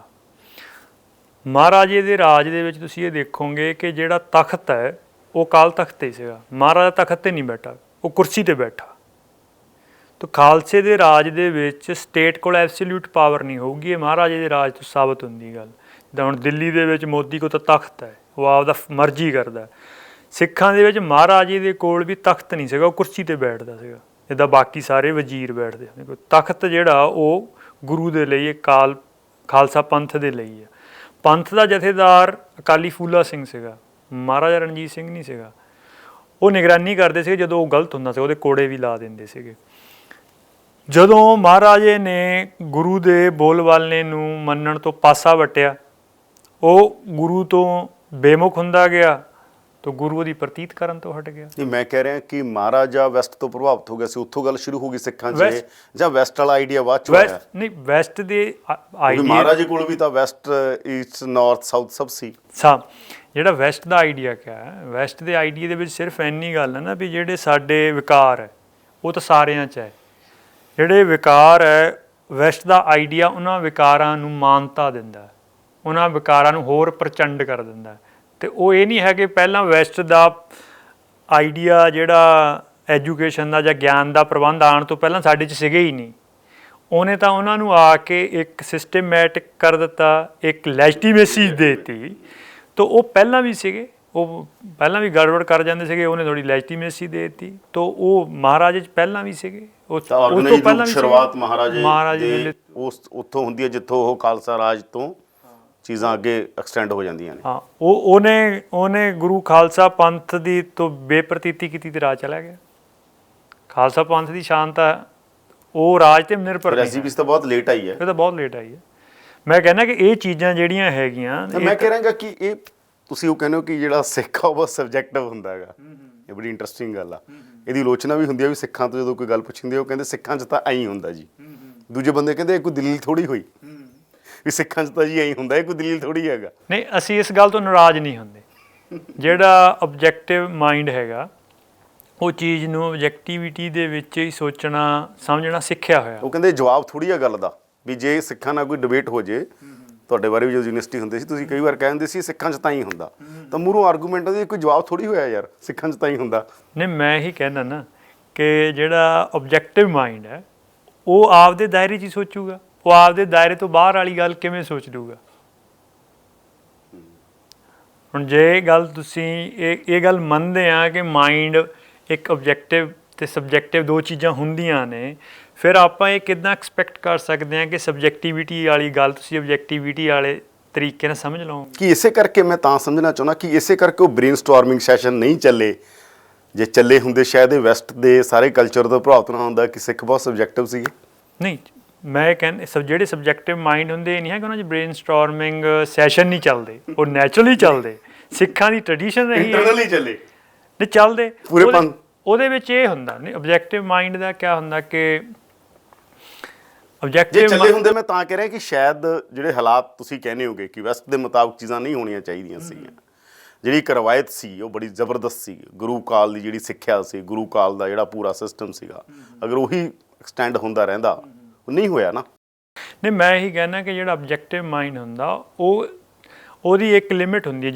ਜਿੱਥੇ ਤੱਕ ਉਹਦੀ ਸਮਝ ਨੇ ਕਿਸੇ ਚੀਜ਼ ਨੂੰ ਗੱਲ ਪਕੜੀ, ਉਹਨੂੰ ਫਾਈਨਲ ਮੰਨ ਲੈਂਦਾ। ਜਿਹੜਾ ਸਬਜੈਕਟਿਵ ਮਾਈਂਡ ਹੁੰਦਾ ਉਹ ਵੀ ਇਹ ਨਹੀਂ ਹੈ ਕਿ ਉਹ ਸਾਰੀ ਗੱਲ ਨੂੰ ਫੜਦਾ ਹੁੰਦਾ, ਉਹ ਵੀ ਹੋ ਸਕਦਾ, ਉਹਦੀ ਵੀ ਲਿਮਿਟ ਹੁੰਦੀ ਆ, ਬਟ ਉਹ ਉਸ ਆਪਣੀ ਲਿਮਿਟ ਨੂੰ ਫਾਈਨਲ ਨਹੀਂ ਮੰਨਦਾ ਹੁੰਦਾ, ਬਸ ਗੱਲ ਇੱਥੇ ਹੀ ਮੁੱਕ ਜਾਂਦੀ। ਆਬਜੈਕਟਿਵ ਮਾਈਂਡ ਉਸ ਗੱਲ ਨੂੰ ਫੜ ਕੇ ਉਹਨੂੰ ਉਹਦੇ ਮੁਤਾਬਕ ਫਿਰ ਅੰਤਮ ਸੱਚ ਮੰਨ ਕੇ ਉਹਨੂੰ ਇੰਪਲੀਮੈਂਟੇਸ਼ਨ ਕਰਨ ਦੇ ਲਈ ਸਾਰਾ ਜ਼ੋਰ ਲਾ ਦਿੰਦਾ। ਜਿਹੜਾ ਸਬਜੈਕਟਿਵ ਮਾਈਂਡ ਵਾਲਾ ਉਹਨੂੰ ਨਹੀਂ ਮੰਨ ਰਿਹਾ ਹੁੰਦਾ, ਉਹਨੂੰ ਅਕਾਲ ਪੁਰਖ ਆਖਰੀ ਚੀਜ਼ ਲੱਗਦੀ ਹੁੰਦੀ ਹੈ। ਤਾਂ ਉਹ ਹੁਣ ਫੈਡਰੇਸ਼ਨ ਤੋਂ ਬਾਅਦ ਜਦੋਂ ਤੁਸੀਂ ਉਹਨਾਂ ਆਮ ਕਿਸਾਨਾਂ ਕੋਲ ਜਾ ਰਹੇ ਹੋ, ਇਹ ਸਬਜੈਕਟਿਵ ਮਾਈਂਡ ਆ, ਆਬਜੈਕਟਿਵ ਮਾਈਂਡ ਸੀਗਾ ਤੁਹਾਡਾ? ਨਹੀਂ, ਅੱਜ ਵੀ ਫੈਡਰੇਸ਼ਨ ਦੀ ਰਾਜਨੀਤੀ ਨਹੀਂ, ਅੱਜ ਵੀ ਇਹ ਆਬਜੈਕਟਿਵਿਟੀ ਤੋਂ ਸਬਜੈਕਟਿਵਿਟੀ ਵੱਲ ਨੂੰ ਸਫਰ ਹੀ ਆ। ਕੋਈ ਟੋਟਲ ਸਬਜੈਕਟਿਵ ਮਾਈਂਡ ਨਹੀਂ ਹੋ ਗਿਆ, ਨਾ ਉਦੋਂ ਹੀ ਟੋਟਲ ਆਬਜੈਕਟਿਵ ਸੀਗਾ। ਉਦੋਂ ਵੀ ਤੁਸੀਂ ਨਾਅਰਿਆਂ ਦੀ ਰਾਜਨੀਤੀ ਕਰ ਰਹੇ ਸੀ, ਜਿਹਦੀ ਮੈਂ ਸ਼ੁਰੂਆਤ ਕਰਦਾ, ਜਦੋਂ ਤੁਸੀਂ ਬਿਆਨਾਂ ਦੀ ਰਾਜਨੀਤੀ ਕਰਦੇ ਸੀ, ਆਬਜੈਕਟਿਵਿਟੀ ਦੀ ਰਾਜਨੀਤੀ ਸੀ ਨਾ। ਹੁਣ ਜਦੋਂ ਤੁਸੀਂ ਇੱਕ ਜਮਾ ਦੇਸੀ ਜੇ ਕਿਸਾਨ ਕੋਲੇ ਜਾ ਕੇ ਸਮਝਦੇ ਹੋ ਕਹਾਣੀ ਸਮਝਾ ਕੀ ਹੈ। ਨਹੀਂ, ਮੈਂ ਹੀ ਕਹਿੰਦਾ ਵੀ ਨਾ ਉਦੋਂ ਹੀ ਕਹਾਣੀ ਤਾਂ ਸਮਝ ਆਈ ਹੋਈ ਹੈਗੀ। ਨਹੀਂ, ਮੈਂ ਉਦੋਂ ਇਹ ਲੱਗਦਾ ਹੋਊਗਾ ਨਾ। ਨਹੀਂ, ਮੈਂ ਇਹੀ ਕਹਿੰਦਾ ਕਿ ਨਾ ਤਾਂ ਉਦੋਂ ਹੀ ਐਬਸੋਲਿਊਟ ਆਬਜੈਕਟਿਵਿਟੀ ਦੀ ਗੱਲ ਸੀਗੀ, ਨਾ ਹੁਣ ਐਬਸੋਲਿਊਟ ਸਬਜੈਕਟਿਵਿਟੀ ਦੀ ਗੱਲ ਹੈ। ਇਹ ਉਹਦਾ ਸਫ਼ਰ ਹੈ ਆਬਜੈਕਟਿਵਿਟੀ ਤੋਂ ਸਬਜੈਕਟਿਵ ਵੱਲ ਨੂੰ। ਤੋ ਉਦੋਂ ਵੀ ਇਕੱਲੀ ਇੱਦਾਂ ਦੀ ਰਾਜਨੀਤੀ ਨਹੀਂ ਸੀਗੀ ਵੀ ਇਕੱਲੀ ਨਾਅਰਿਆਂ ਦੀ ਸੀਗੀ, ਜਾਂ ਸਾਨੂੰ ਸੀਗਾ ਵੀ ਆਹੀ ਆਖਰ ਗੱਲ ਹੈ। ਇੱਦਾਂ ਤਾਂ ਮੇਰੇ ਖਿਆਲ ਦੇ ਵਿੱਚ, ਜਾਂ ਹੁਣ ਮੈਂ, ਕਿਉਂਕਿ ਹੁਣ ਤੋਂ ਮੈਂ ਪਿੱਛੇ ਨੂੰ ਸੋਚ ਰਿਹਾ ਹਾਂ ਨਾ, ਤਾਂ ਹੁਣ ਦੀ ਪਰਸੈਪਸ਼ਨ ਦੇ ਨਾਲ ਹੀ ਆਪਦਾ ਪਿੱਛਾ ਸੋਚੂੰਗਾ। ਤਾਂ ਹੁਣ ਜੇ ਮੈਂ ਪਿੱਛੇ ਬਾਰੇ ਸੋਚਾਂ ਤਾਂ ਮੈਨੂੰ ਇੱਦਾਂ ਨਹੀਂ ਕਦੇ ਲੱਗਿਆ ਵੀ, ਮੈਨੂੰ ਇੱਦਾਂ ਲੱਗਦਾ ਸੀਗਾ ਕਿ ਅਸੀਂ ਉਸ ਵੇਲੇ ਇਹ ਸੋਚਦੇ ਸੀਗੇ ਵੀ ਸਾਰਾ ਕੁਛ ਫਾਈਨਲ ਚੀਜ਼ ਹੀ ਆ ਜੋ ਅਸੀਂ ਕਹਿ ਰਹੇ ਹਾਂ। ਤਾਂ ਇਸੇ ਕਰਕੇ ਮੈਨੂੰ ਲੱਗਦਾ ਕਿ ਅਸੀਂ ਲਗਾਤਾਰ ਆਬਜੈਕਟਿਵ ਮਾਈਂਡ ਨਾਲ ਦੇਖਦਾ ਸੀ ਨਾ। ਮੈਂ ਤਾਂ ਪੱਤਰਕਾਰ ਹਾਂ, ਮੈਂ ਤਾਂ ਹੁਣ ਵੀ ਆਬਜੈਕਟਿਵ ਮਾਈਂਡ ਨਾਲ ਦੇਖ ਰਿਹਾ। ਨਹੀਂ, ਦੇਖਣਾ ਚਾਹੀਦਾ। ਨਹੀਂ, ਆਬਜੈਕਟਿਵਿਟੀ ਇਹ ਲਗਾਤਾਰ ਡਿਵੈਲਪ ਹੋਣ ਵਾਲੀ ਸਬਜੈਕਟਿਵਿਟੀ ਵੱਲ ਨੂੰ ਚੀਜ਼ ਹੈ। ਇਹ ਕੋਈ ਐਬਸੋਲਿਊਟ ਥੋੜ੍ਹੀ ਹੈ। ਹੁਣ ਤੁਸੀਂ ਅੱਜ ਜਿੰਨੀ ਆਬਜੈਕਟਿਵਿਟੀ, ਜਿੰਨੀ ਪ੍ਰਸੀਜਨ ਦੇ ਨਾਲ ਜਿਸ ਕਿਸੇ ਨੂੰ ਇੰਨਾ ਅੰਤਮ ਸੱਚ ਉਦੋਂ ਮੰਨਦੇ ਸੀ, ਅੱਜ ਵੀ ਥੋੜ੍ਹੀ ਉੱਦਾਂ ਮੰਨਦੇ ਹੋਣਗੇ। ਜੇ ਬੰਦਾ ਡਿਵੈਲਪ ਹੋ ਰਿਹਾ, ਇਵੋਲਵ ਹੁੰਦਾ ਬੰਦਾ, ਇੱਦਾਂ ਨਹੀਂ ਹੁੰਦੀ। ਉਦੋਂ ਵੀ ਅਸੀਂ ਇੱਦਾਂ ਕਦੇ ਨਹੀਂ ਮੇਰੇ ਖਿਆਲ ਸੋਚਿਆ ਹੋਊਗਾ ਵੀ ਜੋ ਅਸੀਂ ਕਰ ਰਹੇ ਹਾਂ ਇਹ ਫਾਈਨਲ ਚੀਜ਼ ਹੈ। ਅਤੇ ਇਹ ਤੁਸੀਂ ਲਗਾਤਾਰ, ਸ਼ਾਇਦ ਮੈਨੂੰ ਤਾਂ ਇਹ ਲੱਗਦਾ ਵੀ ਅਸੀਂ ਸਾਡੇ ਕੋਲ ਜਿੰਨੇ ਸਾਰੀ ਪਿਛਲੇ 15 ਸਾਲ ਦਾ ਤਾਂ ਲਿਖਤ ਰਿਕਾਰਡ ਹੈਗਾ। ਤੋ ਹਰੇਕ ਵਾਰੀ ਜਦੋਂ 2 ਸਾਲ ਬਾਅਦ ਦੇ ਸਾਰਾ ਰਿਵਿਊ ਹੁੰਦਾ ਸੀਗਾ, ਅਤੇ ਉਹਦੇ ਵਿੱਚ ਨਵੀਆਂ ਚੀਜ਼ਾਂ ਸਾਨੂੰ ਲੱਗਦਾ ਸੀਗਾ ਕਿ ਆਹ ਜਿਹੜਾ ਹੈਗਾ ਆ, ਇਹਦੇ ਵਿੱਚ ਗੈਪ ਹੈਗੇ ਆ, ਇਹਦੇ ਸਾਡੇ ਸੋਚਣ 'ਚ ਸਮੱਸਿਆ ਹੈਗੀ ਆ। ਅਤੇ ਇਹ ਕੰਟੀਨਿਊਸ ਪ੍ਰੋਸੈਸ ਹੈ, ਇਹ ਨਹੀਂ ਕੋਈ ਛਾਲ ਨਹੀਂ ਵੱਜੀ ਹੈ। 15 ਸਾਲ ਬਾਅਦ ਕੰਪਲੈਕਸ ਸਵਾਲ ਹੈ ਜਦੋਂ ਤੁਸੀਂ ਇਹ ਸੋਚਦੇ ਹੋ। ਜਦੋਂ ਬੰਦਾ ਸੋਚਦਾ ਤਾਂ ਆਬਜੈਕਟਿਵਲੀ ਸੋਚਦਾ ਹੋਊਗਾ ਨਾ। ਉਹ ਜਾਣਾ ਸਬਜੈਕਟਿਵਿਟੀ ਵੱਲ ਨੂੰ ਆ, ਸੋਚਦੇ ਤਾਂ ਆ ਗਲਤ ਆ, ਠੀਕ ਆ। ਨਹੀਂ, ਮੈਂ ਇਹ ਬਹੁਤ ਕੰਪਲੈਕਸ ਸਵਾਲ ਹੈ, ਬਹੁਤ ਕੰਪਲੈਕਸ ਸਵਾਲ ਆ। ਮੈਂ ਉਹੀ ਤਾਂ ਕਹਿਣਾ, ਬਟ ਮੈਂ ਇਹੀ ਕਹਿਣਾ ਕਿ ਜਦ ਤੁਸੀਂ ਬਿਲਕੁਲ ਬਹੁਤ ਜ਼ਿਆਦਾ ਮਨਸਰ ਹੋ ਜਾਂਦੇ ਆ ਆਪਦੀ ਆਬਜੈਕਟਿਵ ਫੈਕਲਟੀ 'ਤੇ, ਉਦੋਂ ਤੁਸੀਂ ਜਦੋਂ ਕਿਸੇ ਚੀਜ਼ ਨੂੰ ਸੋਚ ਲਿਆ, ਉਹਦੇ ਬਾਰੇ ਸ਼ਾਇਦ ਇਹ ਮਨਾ ਲੈਣੇ ਕਿ ਅੰਤਮ ਸੱਚ ਹੈ। ਅੱਜ ਵੀ ਮੈਂ ਕੋਈ ਚੀਜ਼ ਸੋਚਣੀ ਹੋਏ, ਕੋਈ ਪਾਲਿਸੀ ਤੈਅ ਕਰਨੀ ਹੋਏ, ਉਹਦੇ 'ਤੇ ਕੋਈ ਸਟ੍ਰੈਟਜੀ ਜਾਂ ਟੈਕਟਿਕਸ ਬਣਾਉਣੇ ਹੋਣ, ਤਾਂ ਮੈਂ ਕਿਸੇ ਚੀਜ਼ ਨੂੰ ਕਿਸੇ ਹੱਦ ਤੱਕ ਮੰਨੂਗਾ ਨਾ ਵੀ ਆਹ ਚੀਜ਼ ਇੱਦਾਂ। ਇਹ ਹੁਣ ਆਬਜੈਕਟਿਵ ਫੈਕਲਟੀ ਦਾ ਹੀ ਮਸਲਾ। ਪਰ ਹੁਣ ਜੇ ਮੈਂ ਇਹਨੂੰ ਇਹ ਮੰਨ ਲਵਾਂ ਵੀ ਇਹ ਬਿਲਕੁਲ ਫਿਕਸ ਇੱਦਾਂ ਹੀ ਆ ਅਤੇ ਇਹ ਨਹੀਂ ਬਦਲਣੀ, ਤਦ ਫਿਰ ਪ੍ਰੋਬਲਮ ਆ ਜਾਂਦੀ ਹੈ। ਫਿਰ ਜਿਹੜੀ ਤੁਸੀਂ ਇੱਕ ਵਾਰ ਸਟ੍ਰੈਟਜੀ ਦੀ ਟੈਕਟਿਕਸ ਬਣਾ ਲਏ, ਫਿਰ ਤੁਸੀਂ ਉਹਨਾਂ ਨੂੰ ਫੋਲੋ ਕਰੀ ਜਾਂਦੇ ਆ, ਸਿਚੁਏਸ਼ਨ ਜਾਂ ਰਿਐਲਿਟੀ ਹੈ ਜਿਹੜੀ ਉਹ ਬਦਲ ਜਾਂਦੀ ਹੈ। ਤਾਂ ਮੇਰੇ ਖਿਆਲ ਦੇ ਵਿੱਚ ਉਹ ਕਹਿੰਦੇ ਨਾ ਆਈਡੀਓਲੋਜੀ ਤੇ ਫਿਲਾਸਫੀ ਦੀ ਸਮੱਸਿਆ ਇਹੀ ਹੁੰਦੀ ਹੈ ਕਿ ਜਿੱਥੋਂ ਬੰਦਾ ਖੜ ਕੇ ਦੇਖ ਰਿਹਾ ਹੁੰਦਾ, ਰਿਐਲਿਟੀ ਬਦਲਦੀ ਰਹਿੰਦੀ ਹੈ, ਪਰ ਉਹਨੇ ਸਿੱਟੇ ਕੱਢੇ ਹੁੰਦੇ ਨੇ, ਉਹਨੇ ਆਖਰੀ ਸਿੱਟੇ ਕੱਢ ਕੇ ਰੱਖ ਲਏ ਹੁੰਦੇ ਨੇ ਆਪਣੇ ਕੋਲੇ। ਤਾਂ ਇਸ ਕਰਕੇ ਮੈਨੂੰ ਲੱਗਦਾ ਕਿ ਇਹ ਅਸੀਂ ਕੰਟੀਨਿਊਸਲੀ ਲਗਾਤਾਰ ਕਰਦੇ ਆਏ। ਅਤੇ ਜਦੋਂ ਵੀ ਅਸੀਂ ਆਪਣੇ ਪਿਛਲੇ ਬਾਰੇ ਸੋਚਦੇ ਸੀਗੇ, ਉਹਦੇ ਵਿੱਚ ਸਾਨੂੰ ਆਪਦੇ ਹੀ ਗੈਪ, ਆਪਦੀਆਂ ਸਾਰੀਆਂ ਸਮੱਸਿਆਵਾਂ ਜਿੰਨੀਆਂ ਕਿ ਉਸ ਵੇਲੇ ਦੇ ਹਿਸਾਬ ਨਾਲ ਰੜਕਦੀਆਂ ਸੀਗੀਆਂ, ਅਸੀਂ ਉਹਨੂੰ ਠੀਕ ਕਰਨ ਦੀ ਟਰਾਈ ਕਰਦੇ ਸੀਗੇ। ਇਸੇ ਕਰਕੇ ਅਸੀਂ ਲਗਾਤਾਰ ਆਪਣੇ 'ਚ ਬਦਲਾਅ ਲੈ ਕੇ ਆਉਂਦੇ। ਮਤਲਬ ਜੋ ਅਸੀਂ 5-6 'ਚ ਸੋਚਦੇ ਸੀਗੇ, 7 ਦੇ ਅਖੀਰ 'ਚ ਉੱਦਾਂ ਨਹੀਂ ਸੋਚਦੇ ਸੀਗੇ, ਅਤੇ ਜੋ 9 'ਚ ਸੋਚਦੇ ਸੀਗੇ ਉੱਦਾਂ 7 'ਚ ਨਹੀਂ ਸੋਚਦੇ ਸੀਗੇ। ਜਦੋਂ ਦੁਬਾਰਾ 12 ਦੇ ਵਿੱਚ ਅਸੀਂ ਸਾਰਾ ਦੁਬਾਰਾ ਸੋਚਿਆ, ਤਾਂ ਉਹ ਫਿਰ 9 ਤੋਂ ਵੱਖਰੀ ਸਿਚੁਏਸ਼ਨ ਸੀਗੀ। ਜਦੋਂ ਦੁਬਾਰਾ ਫਿਰ 14 ਦੇ ਅਖੀਰ ਦੇ ਵਿੱਚ ਸਾਰਾ ਦੁਬਾਰਾ ਰਿਵਿਊ ਹੋਇਆ, ਤਾਂ ਉਹ ਫਿਰ 12 ਤੋਂ ਵੱਖਰੀ ਸਿਚੁਏਸ਼ਨ ਸੀਗੀ। ਤਾਂ ਉਹ ਦੁਬਾਰਾ ਫਿਰ ਜਦੋਂ 16 ਦੇ ਵਿੱਚ ਸਾਰਾ ਦੁਬਾਰਾ ਤੋਂ ਇਹ ਸ਼ੁਰੂ ਕਰਿਆ, ਤਾਂ ਉਦੋਂ ਫਿਰ 14 ਤੋਂ ਵੀ ਥੋੜ੍ਹੀ ਵੱਖਰੀ ਸੀਗੀ। ਤਾਂ ਮਤਲਬ ਕੰਟੀਨਿਊਸ। ਹੁਣ ਤੁਹਾਨੂੰ ਲੱਗਦਾ ਗਾ ਕਿ ਮਾਡਲ ਉਹ ਆ ਜਦੋਂ ਤੁਸੀਂ ਖੇਤਾਂ 'ਚ ਬਹਿਨੇ ਹੋ, ਜਾ ਕੇ ਲੋਕਾਂ ਨਾਲ ਗੱਲ ਕਰ ਰਹੇ ਹੋ, ਸੰਵਾਦ ਕਰ ਰਹੇ ਹੋ, ਉੱਥੋਂ ਤੁਹਾਨੂੰ ਲੱਗਦਾ ਚੀਜ਼ਾਂ ਫੜ ਕੇ ਉਹ ਸਾਰੀ ਗੱਲ ਦਾ ਰਿਵਾਈਵਲ ਜਿਹਦਾ ਤੁਸੀਂ ਕਹਿੰਦੇ ਹੋ ਵੈਸਟ, ਕਿਉਂਕਿ ਇਹ ਸਾਰਾ ਹਰੀ ਕ੍ਰਾਂਤੀ ਵੀ ਤਾਂ ਵੈਸਟ ਦਾ ਅਸਲੀ ਮਾਡਲ ਆ ਨਾ, ਜਿਹਨੇ ਬਰਬਾਦ ਕੀਤਾ ਪੰਜਾਬ। ਬਿਰਤੀ ਬਦਲੀ ਹੈ ਉਹਨਾਂ ਨੇ। ਜਿਹੜਾ ਸਾਡੀ ਉਦਮੀ ਤੇ ਜਿਹੜਾ ਸੰਤੋਖੀ ਜੀਵਨ ਸੀਗਾ, ਉਦਮੀ ਤੇ ਸੰਤੋਖੀ ਜੀਵਨ ਵਾਲੀ ਜਿਹੜੀ ਸਾਡੀ ਬਿਰਤੀ ਆ, ਉਹਨੂੰ ਉਹਨਾਂ ਨੇ ਉਹ ਲਾਹੇ ਦੇ ਨਾਲ, ਜਿਹੜੀ ਮੁਨਾਫੇ ਦੇ ਨਾਲ ਜੋੜ ਦਿੱਤਾ। ਉਹਦੇ ਕਰਕੇ ਅਸਲ 'ਚ ਸਾਰੀਆਂ ਸਮੱਸਿਆਵਾਂ ਆਈਆਂ ਨੇ। ਤੋ ਇਹ ਤੁਹਾਡੀ ਗੱਲ ਸਹੀ ਹੈ, ਸਾਰਾ ਕੁਛ ਹੀ ਹੁਣ ਕਿਉਂਕਿ ਉਸ ਪਰਸਪੈਕਟਿਵ ਨਾਲ ਚੱਲ ਰਿਹਾ, ਸਾਨੂੰ ਸਾਰਾ ਹੀ ਰਿਵਿਊ ਕਰਨ ਦੀ ਲੋੜ ਹੈ। ਤੁਹਾਨੂੰ ਲੱਗਦਾ ਠੀਕ ਹੋਣਗੀਆਂ ਇਹ ਚੀਜ਼ਾਂ?